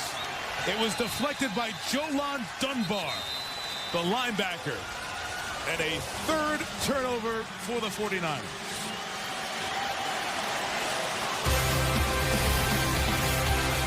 The hand of Dunbar tips it. into the waiting arms of the Super Bowl hero Porter. Back in San Francisco, Saints take over after San Francisco's third turnover of the night. That'll be up to the Niners defense to at worst hold them to 3 and keep it a one-possession game. Breeze for Thomas, play brought up by Manny Lawson. Take a look at the interception and watch left tackle Joe Staley. He's going to try to be aggressive in his blocking here of Jolon Dunbar, but Dunbar's dropping in coverage, makes an unbelievable one-handed tip. There's not a lot Alex Smith can do. The throwing lane was there. Dunbar was on his side of the line of scrimmage. Just a great play by Jolon Dunbar when the Saints needed it the most. And it was a good play call. You had the corner outside, the safety deep. They had a nice lane. Dunbar showed his athleticism. Here Thomas is the back. It's second down. After a loss of 5, no gain. Making a loss of a couple of yards. Swarming defense led by Paris Harrison. Can we come back to that play for a second, John? Is there anything Staley can do? Because Dunbar is on his side of the line of scrimmage. You can't go block him downfield, right? No, he's trying to be aggressive. You saw him fire off and try to get him. But when Dunbar drops into coverage, there's not a whole lot Staley can do except for stay alive and try to dive out and cut him. Here comes the crowd for 3rd and 15.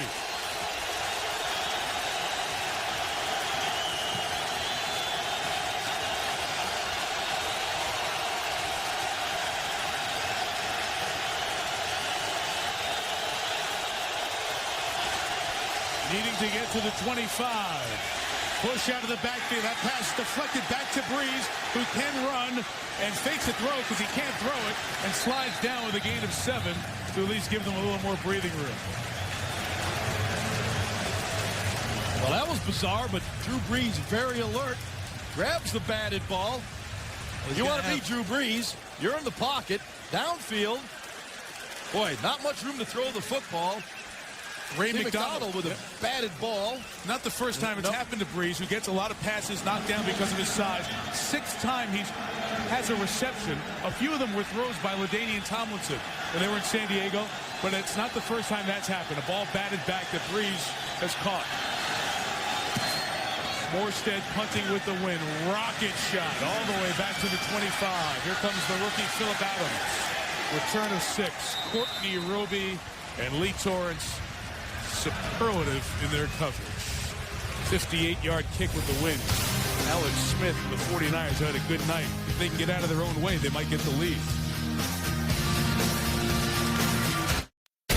Next Monday night to Chicago, Charles Woodson, the reigning defensive player of the year. Brian Urlacher leads the Bears defense. Undefeated Packers, undefeated Bears, Soldier Field, Monday Night Football. We've had some good games. That's going to be another one. Those teams don't like each other. A couple hot quarterbacks. Nice scene over here on Candlestick Point in San Francisco.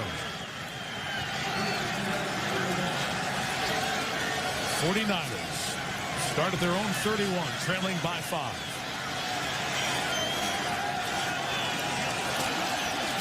Offside, a flag thrown. We'll see if it's offside or induced. Yeah, it looked like by Michael offensive Crabtree. movement. Moved, Mike. Those are inexcusable for a wide receiver to be out there. The only thing you have to do is look at the ball. Neutral zone infraction, number 91. Defense, 5-yard penalty, first down. That's going to be 1st and 5. If you're just joining us, here's where the Niners have self-destructed tonight. Very first drive, David Voss, the center, goes with a 12-foot snap. Not good. Safety, 2 points. Then moving in the red zone, Delaney Walker fighting for extra yards. Vilma knocked it out. Red zone turnover. Saints ball on the last drive. The deflection by Jolon Dunbar. Intercepted by Tracy Porter. 3 turnovers inside the 30. And still they are within 5 of the defending Super Bowl champions.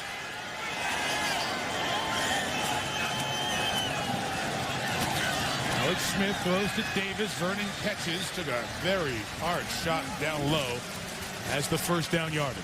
I like what Alex Smith did there. He saw the strong safety on the line of scrimmage. Harper was going to blitz. He audible to a 3-step protection and just kicked it right out here to number 85, Vernon Davis, on a little stick-out route.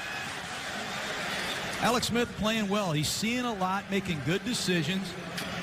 They just got to finish a drive. They've moved the ball extremely well tonight against a good defense.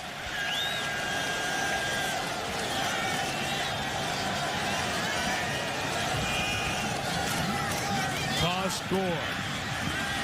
Davis, the rookie, pulled. Will Smith made the tackle at the 45-yard line. John has referenced it a couple of times. You have 2 first-round picks. Mike Upati out of Idaho playing left guard, 17th overall pick. Anthony Davis playing right tackle. He's the 11th overall pick.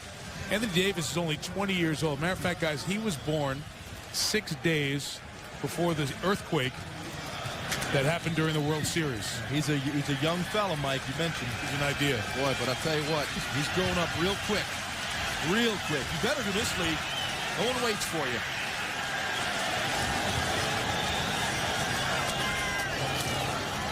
Smith giving time to that line. Another deflection. This one by Will Smith.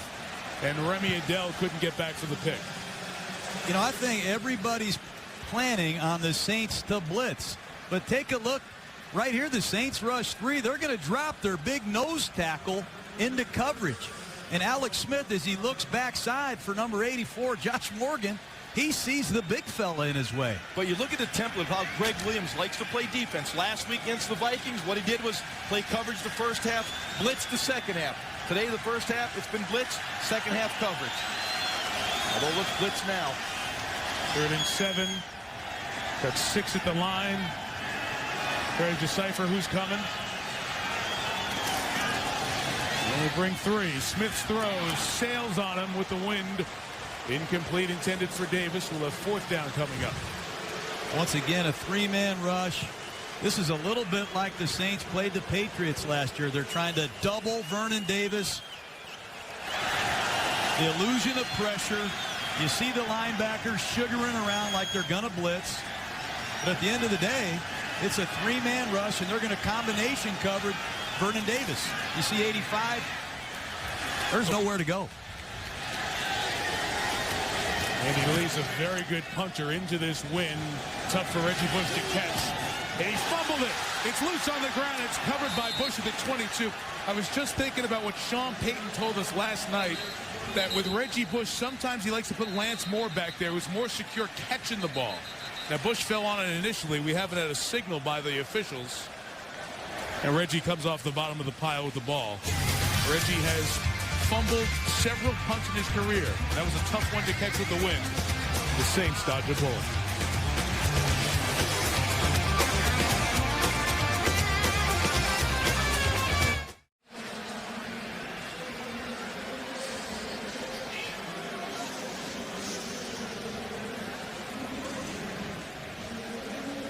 Sean Payton looking out with a very displeased face. Reggie Bush was injured trying to get that fumble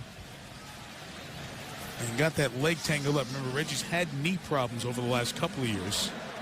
That left knee gets bent around, and then you had the pile on the back end. He was trying to come off the field under his own, took a few steps, and that right leg and knee area or lower leg was bothering him, went right back down as we were away in commercial. So Bush is back down now, is being helped off without putting any weight on that right leg. And that's a very disappointing sight. As a lot of the fans, Saints fans and Niners fans, recognize Reggie Bush. We mentioned in the first quarter, very difficult week for Reggie, returning the Heisman Trophy, hoping that that was behind him with a lot of the pressure that was around him all of his New Orleans time, with the allegations following the investigation at USC for receiving improper benefits. Bush had a touchdown in the first quarter tonight. He was healthy, didn't have to rehab an injury in the offseason for the first time. But if Reggie Bush's wheels aren't right, that's a huge problem for the Saints. Breeze back to work. Complete to Devery Henderson, a couple of yards shy of the first down. It'll be second coming up. Remember, last year the Saints used 3 different backs. Mike Bell is gone from that stable. He's in Philadelphia without Reggie Bush. That leaves him with Pierre Thomas. Look for Deshaun Wynn, number 21, to step up and fill some kind of role in this Saint offense. Well, here's when Drew Brees is normally at his best. When the game is on the line, they'll keep the ball away. And give it to Pierre Thomas. Maybe a couple yards shy of the first down. It's third down. And first, the most important thing for them is to take care of the game tonight. But if you don't have Reggie Bush for a while, it certainly changes a lot of things that happens in this New Orleans offense. A lot of their threat ability. Well, you just saw Deshaun win. He'll be the guy they go to next. Third down and 1. 49ers love to defend the run. Don't be surprised if Breeze throws it again. Remember, he hit Heath Evans early for a big gain on 3rd and short. Shockey becomes the receiver on the left side. Joined now by Henderson that way. And a play pass looking for Shockey. He's covered. Breeze has to get rid of it. Really good job by the Niners of staying with Shockey as he came across the formation. It's 4th down. Tremendous discipline. That's what you have to play with in a situation like that, John. And it says a lot about the respect that the Saints have for this 49er run defense. Just a bootleg. They try to slide Henderson into the flat, and the 49ers cover it.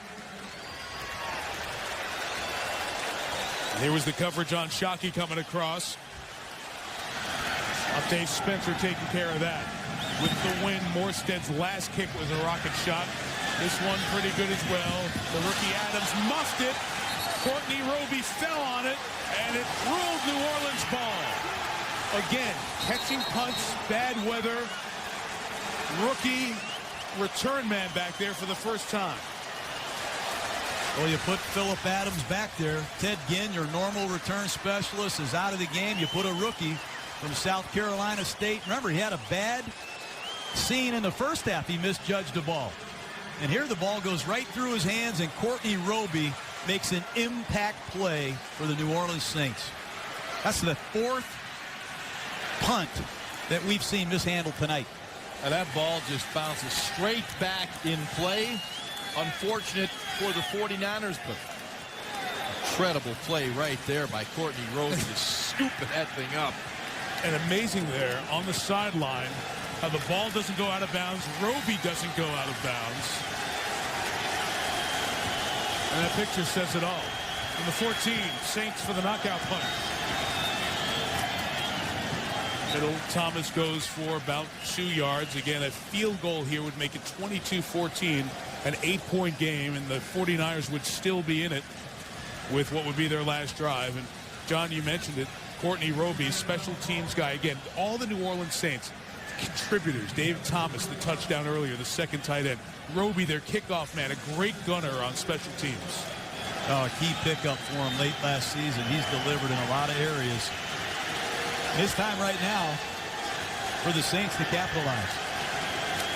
Here Thomas stays into block. It's Marcus Colston, 1st and goal, New Orleans at the 4, and this will take us down close to 4 minutes. You see the chemistry, the feel that Drew Brees has for Marcus Colston. That ball is out of his hand just as Colston's turning around. Colston picks up the ball coming out of Drew Brees' hand. Doesn't matter where the football, he's able to get his body in a position to protect himself. Because down there in that hash area, you're going to get hit. I got a feeling Sean Payton's going to run the ball behind these 2 massive guards. Carl Nix, number 77 at left guard. Jari Evans, number 73 at right guard. They're going to slam this ball inside. With Thomas, met by Willis, still going. Pierre Thomas just shy of the goal line. They run a lot of isolations inside with a fake reverse over the top, just trying to distract these linebackers. But Patrick Willis, these linebackers, very instinctive. They've seen that scheme before, but we are inside the 1. The clock is beginning to become a factor, Jaws. You know, and in that power running game for the Saints, you have Heath Evans back, who was injured last year, and he is an outstanding lead blocker for those lead plays. Pad level, low man wins. 7 offensive linemen in for the Saints. Thomas, stop, bottom of the pile. Ray McDonald makes first penetration. Yeah, penetration, that's the key. Low man may win, but clearly Ray McDonald got penetration. You blow that play up in the backfield, that's what you want to do from a defensive standpoint. Boy, an incredible push by Ray McDonald on Jari Evans to get into the backfield. 3rd and goal here. advised the Niners to use a timeout if they don't make it here before a field goal attempt. Save some time on this side of the 2-minute warning. They snuck rookie tight end Jimmy Graham into the game. They're rookie out of Miami of Florida, and I have a feeling they're going to look for him in this situation. How do you use sneak that a guy size. 6'6", 200? We haven't been in a game all night. Saints choosing to take a timeout here, and they milked the clock all the way down to 2:33 before using the timeout. Now, Reggie Bush was hurt a moment ago on the punt return, and while we had the Courtney Roby play going on, Bush was taken back to the locker room. He was carted off, so you see a lot of the teammates of Reggie Bush coming over to greet him as he was taken off, and certainly we'll listen over the next hours and days for further news on Reggie with that apparent leg injury. But Reggie Bush, very popular amongst his Saints teammates who were a great support for him in his difficulty. Hey, look, they broke rules, NCAA rules, so you're not making alibis for him, but it's been a difficult time and week for him, and to see that. Well, as a teammate, Mike, you're right. The players loved him. They respected him. And let's be realistic about this. We could talk about all the players, that Saints offensive quarterback Drew Brees. Reggie Bush is an integral part of what they do. You may say decoy, whatever you want, but defenses always know where Reggie Bush is when he's on the field, and they account for him properly. So that opens up everybody else. Big story going forward. Big story here now is third and goal, and the 49ers take timeout. I mean, out of the time management handbook, this is the first page you rip out and throw away. Only thing I can say is the game is on the line. Touchdown here for the Saints, and it's over. You do have the 2-minute that will stop the clock. You got to have the right coverage. What New Orleans did there is they came back with 3 receivers. The previous snap, they had 3 tight ends, and the 49ers were in their goal line defense. Sean Payton adjusted, brought out his 3 receivers. The 49ers wanted to be in the right defense, but you're right. That's a critical time to take a timeout. But your point is that you see that play sheet there with the 600, the chess match. Sean Payton moves pieces and forces you into corners. He's back to the goal line personnel. There's 3 tight ends. But back to the goal line defense. Your personnel up in the press box must locate the personnel coming on the field. Jimmy Graham, the rookie tight end, is 80. Is the fullback Heath Evans, who is stopped by Patrick Willis, who is earning every one of those Pro Bowl votes. Got to take the timeout here, this side of the 2-minute. Got to get your timeout, and Singletary gets it finally at 2:19. He's mad at the officials. He's mad at the officials, but his players got to be looking over there and help him get the timeout too. You got to cover that in the prior timeout. He's all the way out on the numbers. How great has Patrick Willis been tonight? Well, I think he's made every tackle. It appears that way anyway. Here in this tough situation, you're going to see Patrick Willis, number 52. I mean, we've been fortunate the last couple of weeks. Ray Lewis. Now we got, Jonathan Vilma. And all of a sudden we get Patrick Willis. And we are seeing some incredible linebacker play. Patrick Willis diagnosing the play. That's a big old stud that he jacked up backwards, boy. Whew. That's linebacker play. You got to give the 49ers a lot of credit defensively for stopping the 49ers, or excuse me, stopping the Saints in that situation. They had 3 golden opportunities from the 1. They're going to give their offense a chance. They will. 24 carries, 50 yards. Yeah. And we saw the Saints run it very well on the Vikings in the opener. Hartley for an 8-point lead. It's an extra point-sized field goal, essentially. 19 yards.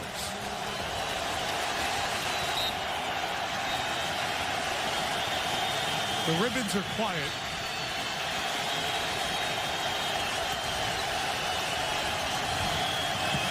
And Hartley just bangs it through for an 8-point New Orleans lead. 22-14. Niners need to score and get 2 to send it to overtime.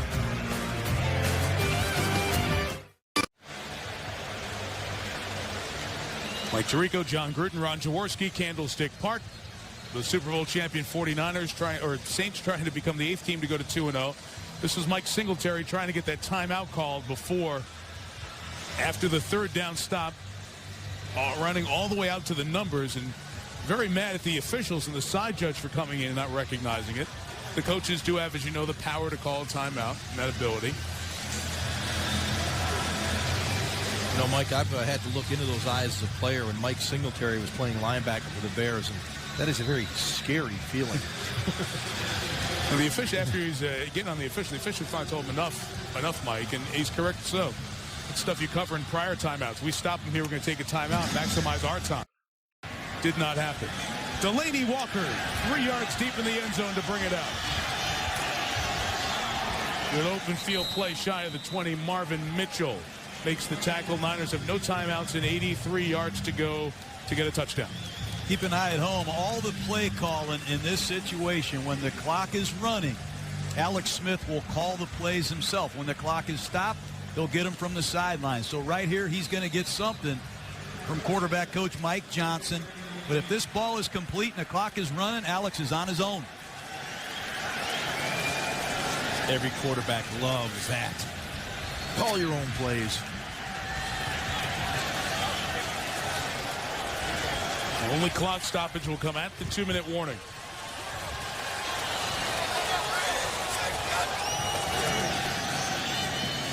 Smith's first throw is complete to Vernon Davis to the 34. See the Saints trying to strip it away and get a 5th turnover and end this thing. But it's first down for San Francisco at the 2-minute warning. Down 8.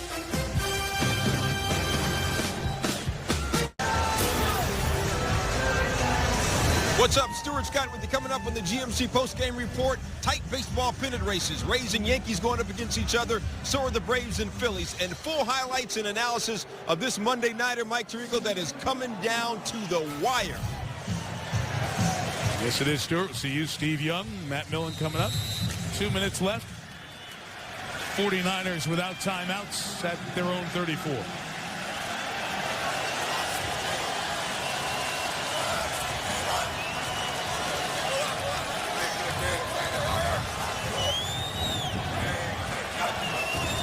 Pressure comes. Smith finding a place to keep it alive, looking for the sideline. There's the speed of Alex Smith. Great job. Pick up a first down in a 12-yard game. Boy, Alex Smith felt the pressure. There was pressure coming from his left side. That's the key to the quarterback. Feel that pressure. Oh, yeah, Lee Torrance comes right off the edge, unblocked, and Frank Gore comes out of nowhere and picks it up.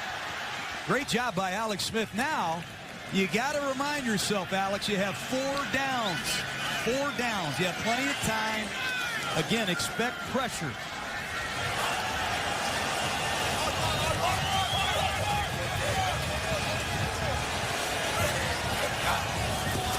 The 46, it's more pressure. Smith looks for any place to throw. Sideline, Morgan, 2 feet down. Yes, catch made. Saints territory, 39-yard line. You can work the sidelines as well. Alex Smith in the pocket, tremendous poise, bodies flying around him, located the sideline receiver. Maintain your cool. Boy, get the ball to sidelines. That's working the clock. Once again, great pickup by the 49ers. Trips to the field. Look for Vernon Davis down the middle. Got single on top, away from that 3-receiver side as well. You can take a shot. Pressure picked up. There's Davis down the middle. Couldn't get it as he went up with Jolon Dunbar, or Marvin Mitchell, the linebacker, number 50. Well, they love that 9-9-9, they call it here in San Francisco. Everybody run go routes and send Vernon Davis down the seam. And again, a nice throw by Alex Smith. He put the ball up high where Vernon had a chance to play it. It's a nice play by Mitchell on the back end. 2nd down at a clock stoppage. This is when Greg Williams is back in the game as a defensive coach. Loves the blitz at a clock stoppage.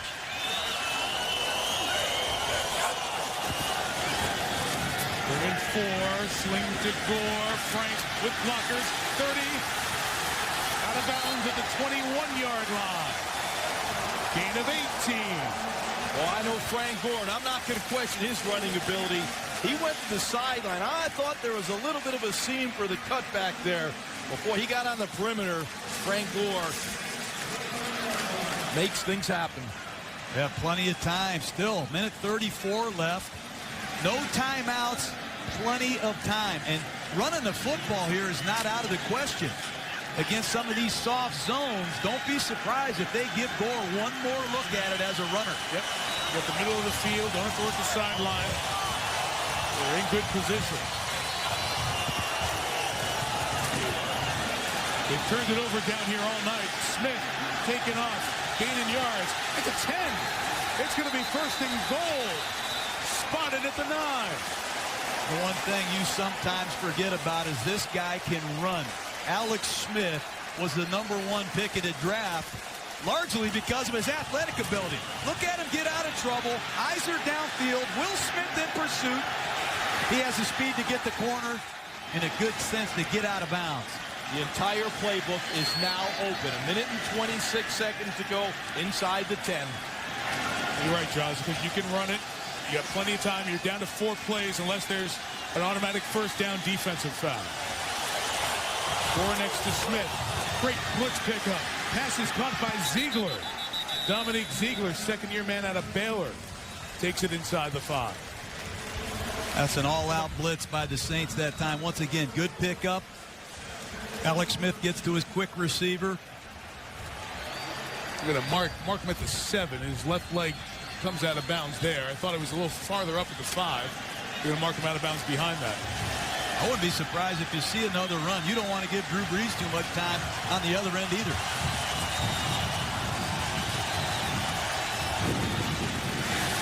Inside handoff, Gore at the 5. Gore to the end zone. Touchdown.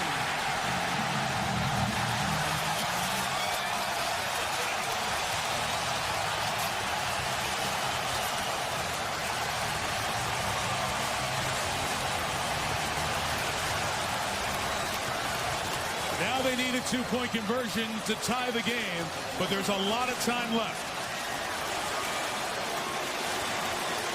What a great call. Saints were expecting to pass. They went with the inside give to Gore. Now you need your best play, and you'd like to have a can where you can call a run and can it to a pass. Let's see what happens here. They're going with no backs. 2 of 5 opportunities. That's the league average last couple of years. 40% to tie the game. Alex Smith can run. Smith looking, gets it in, and it is shy of the plane. The try is no good. Vernon Davis outside the plane with the ball. Roman Harper makes the tackle. They'll look at it on replay to make sure the spot. Now, the game's not over. New Orleans can attempt an onside kick here with 1:19 remaining. So the game's still very much alive. First, we've got to get a look at the plane.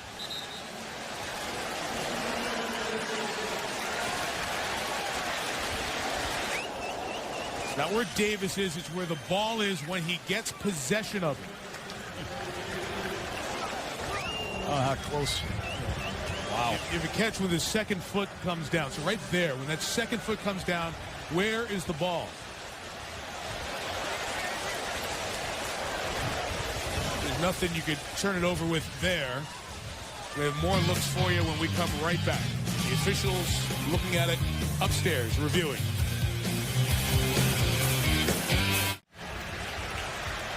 Okay, they're looking upstairs. The ruling on the field was that the conversion was no good. As Vernon Davis caught the ball, he catches it in the air over the goal line.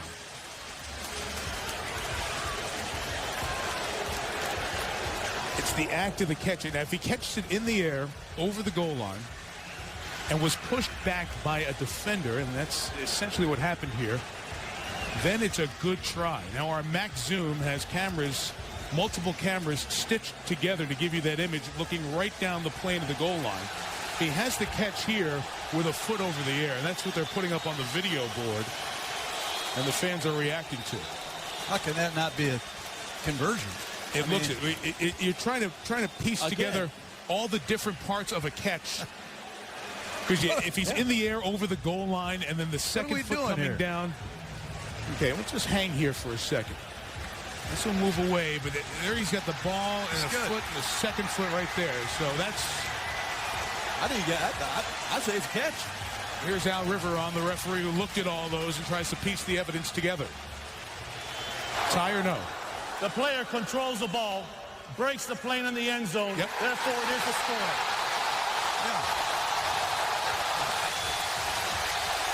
So the game's tied at 22. There are 2 timeouts left for New Orleans. Reggie Bush is in the locker room getting his right leg x-rayed. But a great drive by the 49ers, who had so many opportunities all night, and finally get even. Let's not get too excited. We have 1:19 left. You have Drew Brees with 2 timeouts left, and they do have a long-range field goal kicker in Hartley. And the wind's at their back. Yes. I agree. A tremendous drive by the 49ers.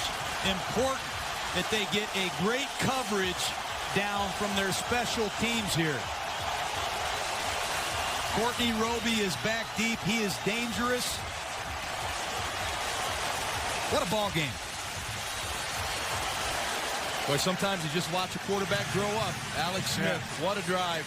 What a drive. He was terrific on that drive, Ron. You're exactly right. His kickoff will come into the wind. Nedney's a very good kicker. 15 years in the league. 6 kicking here in San Francisco. Roby brought one back last year against St. Louis. He takes this one from the 2. Roby's got a seam. Oh, great play to stop him at the 30-yard line. What a tackle. Alex Smith. You talk about a guy growing up right in front of your eyes to see the throw right there. You got to make plays in this situation. You can't take a sack. You got to see the field. You got to understand the situation, take the running opportunities when they present themselves. And then I love the play call here, that inside trap, and then this 2-point conversion. Look at this stick throw. Tight window, he gets it in. Alex Smith, what a job. You see the numbers there. Give credit to Navarro Bowman, an outstanding tackle. Niners had 12 guys on the field. Get the 12th off in time. Brees throws to Pierre Thomas, working the sideline, stumbles to the 38-yard line. 49ers come with their blitz, corner blitz. Brees never saw it, but he has that feel. And now you're seeing the surgeon, Drew Brees, in really a situation that separates him in this league. Well, 30 yards away from a field goal attempt here. Thomas working underneath, is at midfield. He's in Niners territory at the 48. Spinning clock stopped at 43 as New Orleans uses one of its 2 remaining timeouts. I'm amazed tonight at the way Drew Brees has leaned on his backs. I don't know how many receptions the backs have tonight, but Colston, Henderson, Meacham, Lance Moore have been very quiet against this coverage scheme that the 49ers have played. Drew Brees, 2 easy checkdowns right there. The 49ers might have to tighten up, Jaws. Well, you see the difference, too, the loss of Reggie Bush. Nothing against Pierre Thomas, but boy, I tell you, when you get Reggie Bush the ball in space, he makes people miss. They're only about 10 yards from the range where Hartley made his longest field goal in pregame warm-up, but the wind has changed a little bit since then. Stronger, but it's at his back. That red line is where Hartley needs to get to for a 54-yarder. Brees almost intercepted. Sliding underneath was Reggie Smith. The pass rush came from Ray McDonald. 2nd down. And Greg Minuski dialed up the pressure. He got after Drew Brees. He wasn't going to sit back there in coverage, and the 40 almost came up with a big play. You can't just let Brees check it down. That's what we said earlier. Good job by the 49ers coming back with some man-to-man coverage. Don't be surprised if you see more of that right here. The 3-by-1 set. They love the all-go in this situation and attack the seams. 3 receivers to the top, 1 down below. Brees looking that way, throwing that way, and it's caught by Colston at the 20-yard line. You called it, and they have perfect coverage. Nate Clements is in perfect coverage position, and Brees gives him the back shoulder throw. They're at the 18, keep the clock running with 20 seconds left. Brees will down it. They retain their timeout, 18 seconds left in field goal range. From here, it's 35 yards. Man coverage. Colston down the seam. He gets rerouted. Golston goes up with him. It's placed perfectly on the back shoulder, and that's what a 6'4 receiver does for you. You called it, Jaws. Well, when Colston is that number 3 receiver in that 3 wide receiver set, he will run that vertical route, and Brees will look to him. When he lines up out wide at number 1, they like that back shoulder throw. You have to be aware of that. The coverage is there. Colston was on him. Outstanding catch. 15 seconds, 1 timeout left. See how New Orleans plays this. Play clock running down. Breeze looking to throw. Complete, and Shockey at the 14. Breeze says, hang on, I go find Al River on the referee, and I'll stop it when I want to stop it. I'm going to run it down all the way. I'm going to run it down to 2 seconds left, so now 1. The clock ran to 0-0 in the stadium. That was an operator error. So Hartley's going to have a chance to kick the game-winning field goal on the final snap of the game. It's like Drew Brees right there hitting Jeremy Shockey. Let's put the ball on the right hash. We have a right-footed kicker. Likes to hook the ball a little bit, so you're right. Right hash. Just a great drive by the Saints. Oh. Now remember, San Francisco cannot ice him with a timeout. They don't have any, so we won't have the game on the side with Mike Singletary standing by the official. Garrett Hartley, who was not the kicker all of last year, took over the kicking duties toward the end of last season and kicked the biggest field goal in Saints history, the 40-yarder in the NFC Championship game in overtime. He's kicked another game-winning overtime field goal in his career. He has this one to win the game. 32 yards. Movement. And a flag. Did the Saints move first?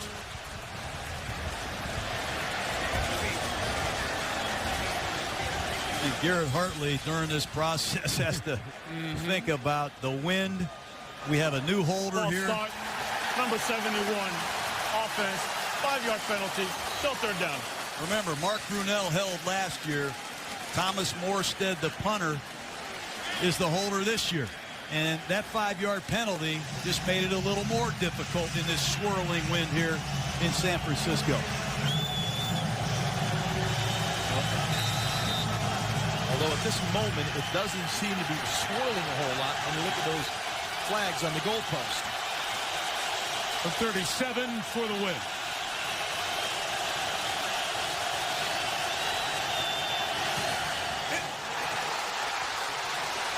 Slides through. Wow. And the Saints win at the gun. How about that kick? I would swear that was deflected and took the trajectory and was hit so strong it's able to get through. And the Saints go to 2-0. I thought it was blocked. Yeah. Let's get a look. You'll see the hold. Morstead gets it down. Yeah, the way it's spinning like that, somebody maybe get a little finger on it or two. Nah, it was just a low kick. He knuckleballed that through. He didn't get it clean. Good enough. Drew Brees on the drive completed passes of 8, 14, and 30.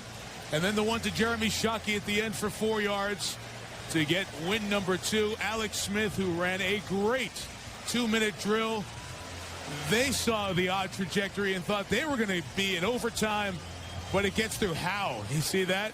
And Garrett Hartley, who sent them to the Super Bowl, sends the Saints to 2-0. And here's Michelle Tafoya with Drew Brees. Mike, thanks a lot, Drew. Talk about that last drive and the completions. You had been relying on your back so much, and then you and Colston came up with a huge connection.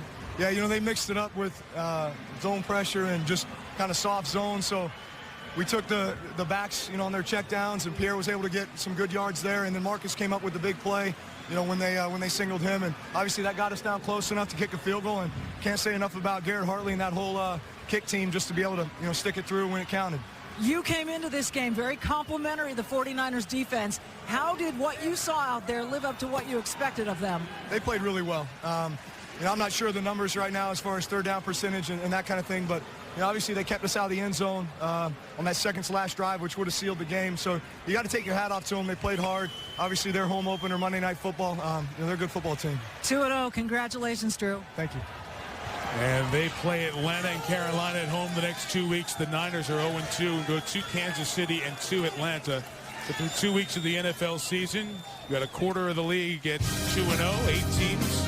You have a quarter of the league at 0-2, 8 teams, including the Niners. You have half the league at 1-1. Sports Center coming up next with John Gruden, Ron Jaworski, Michelle Tafoya, our entire ESPN Monday Night Football crew. Mike Tirico, good night from Candlestick. Place that's seen some pretty good games. Add that one to the list. This has been a presentation of ESPN, the worldwide leader in sports. Saints 25, Niners 22, Packers Bears next Monday night.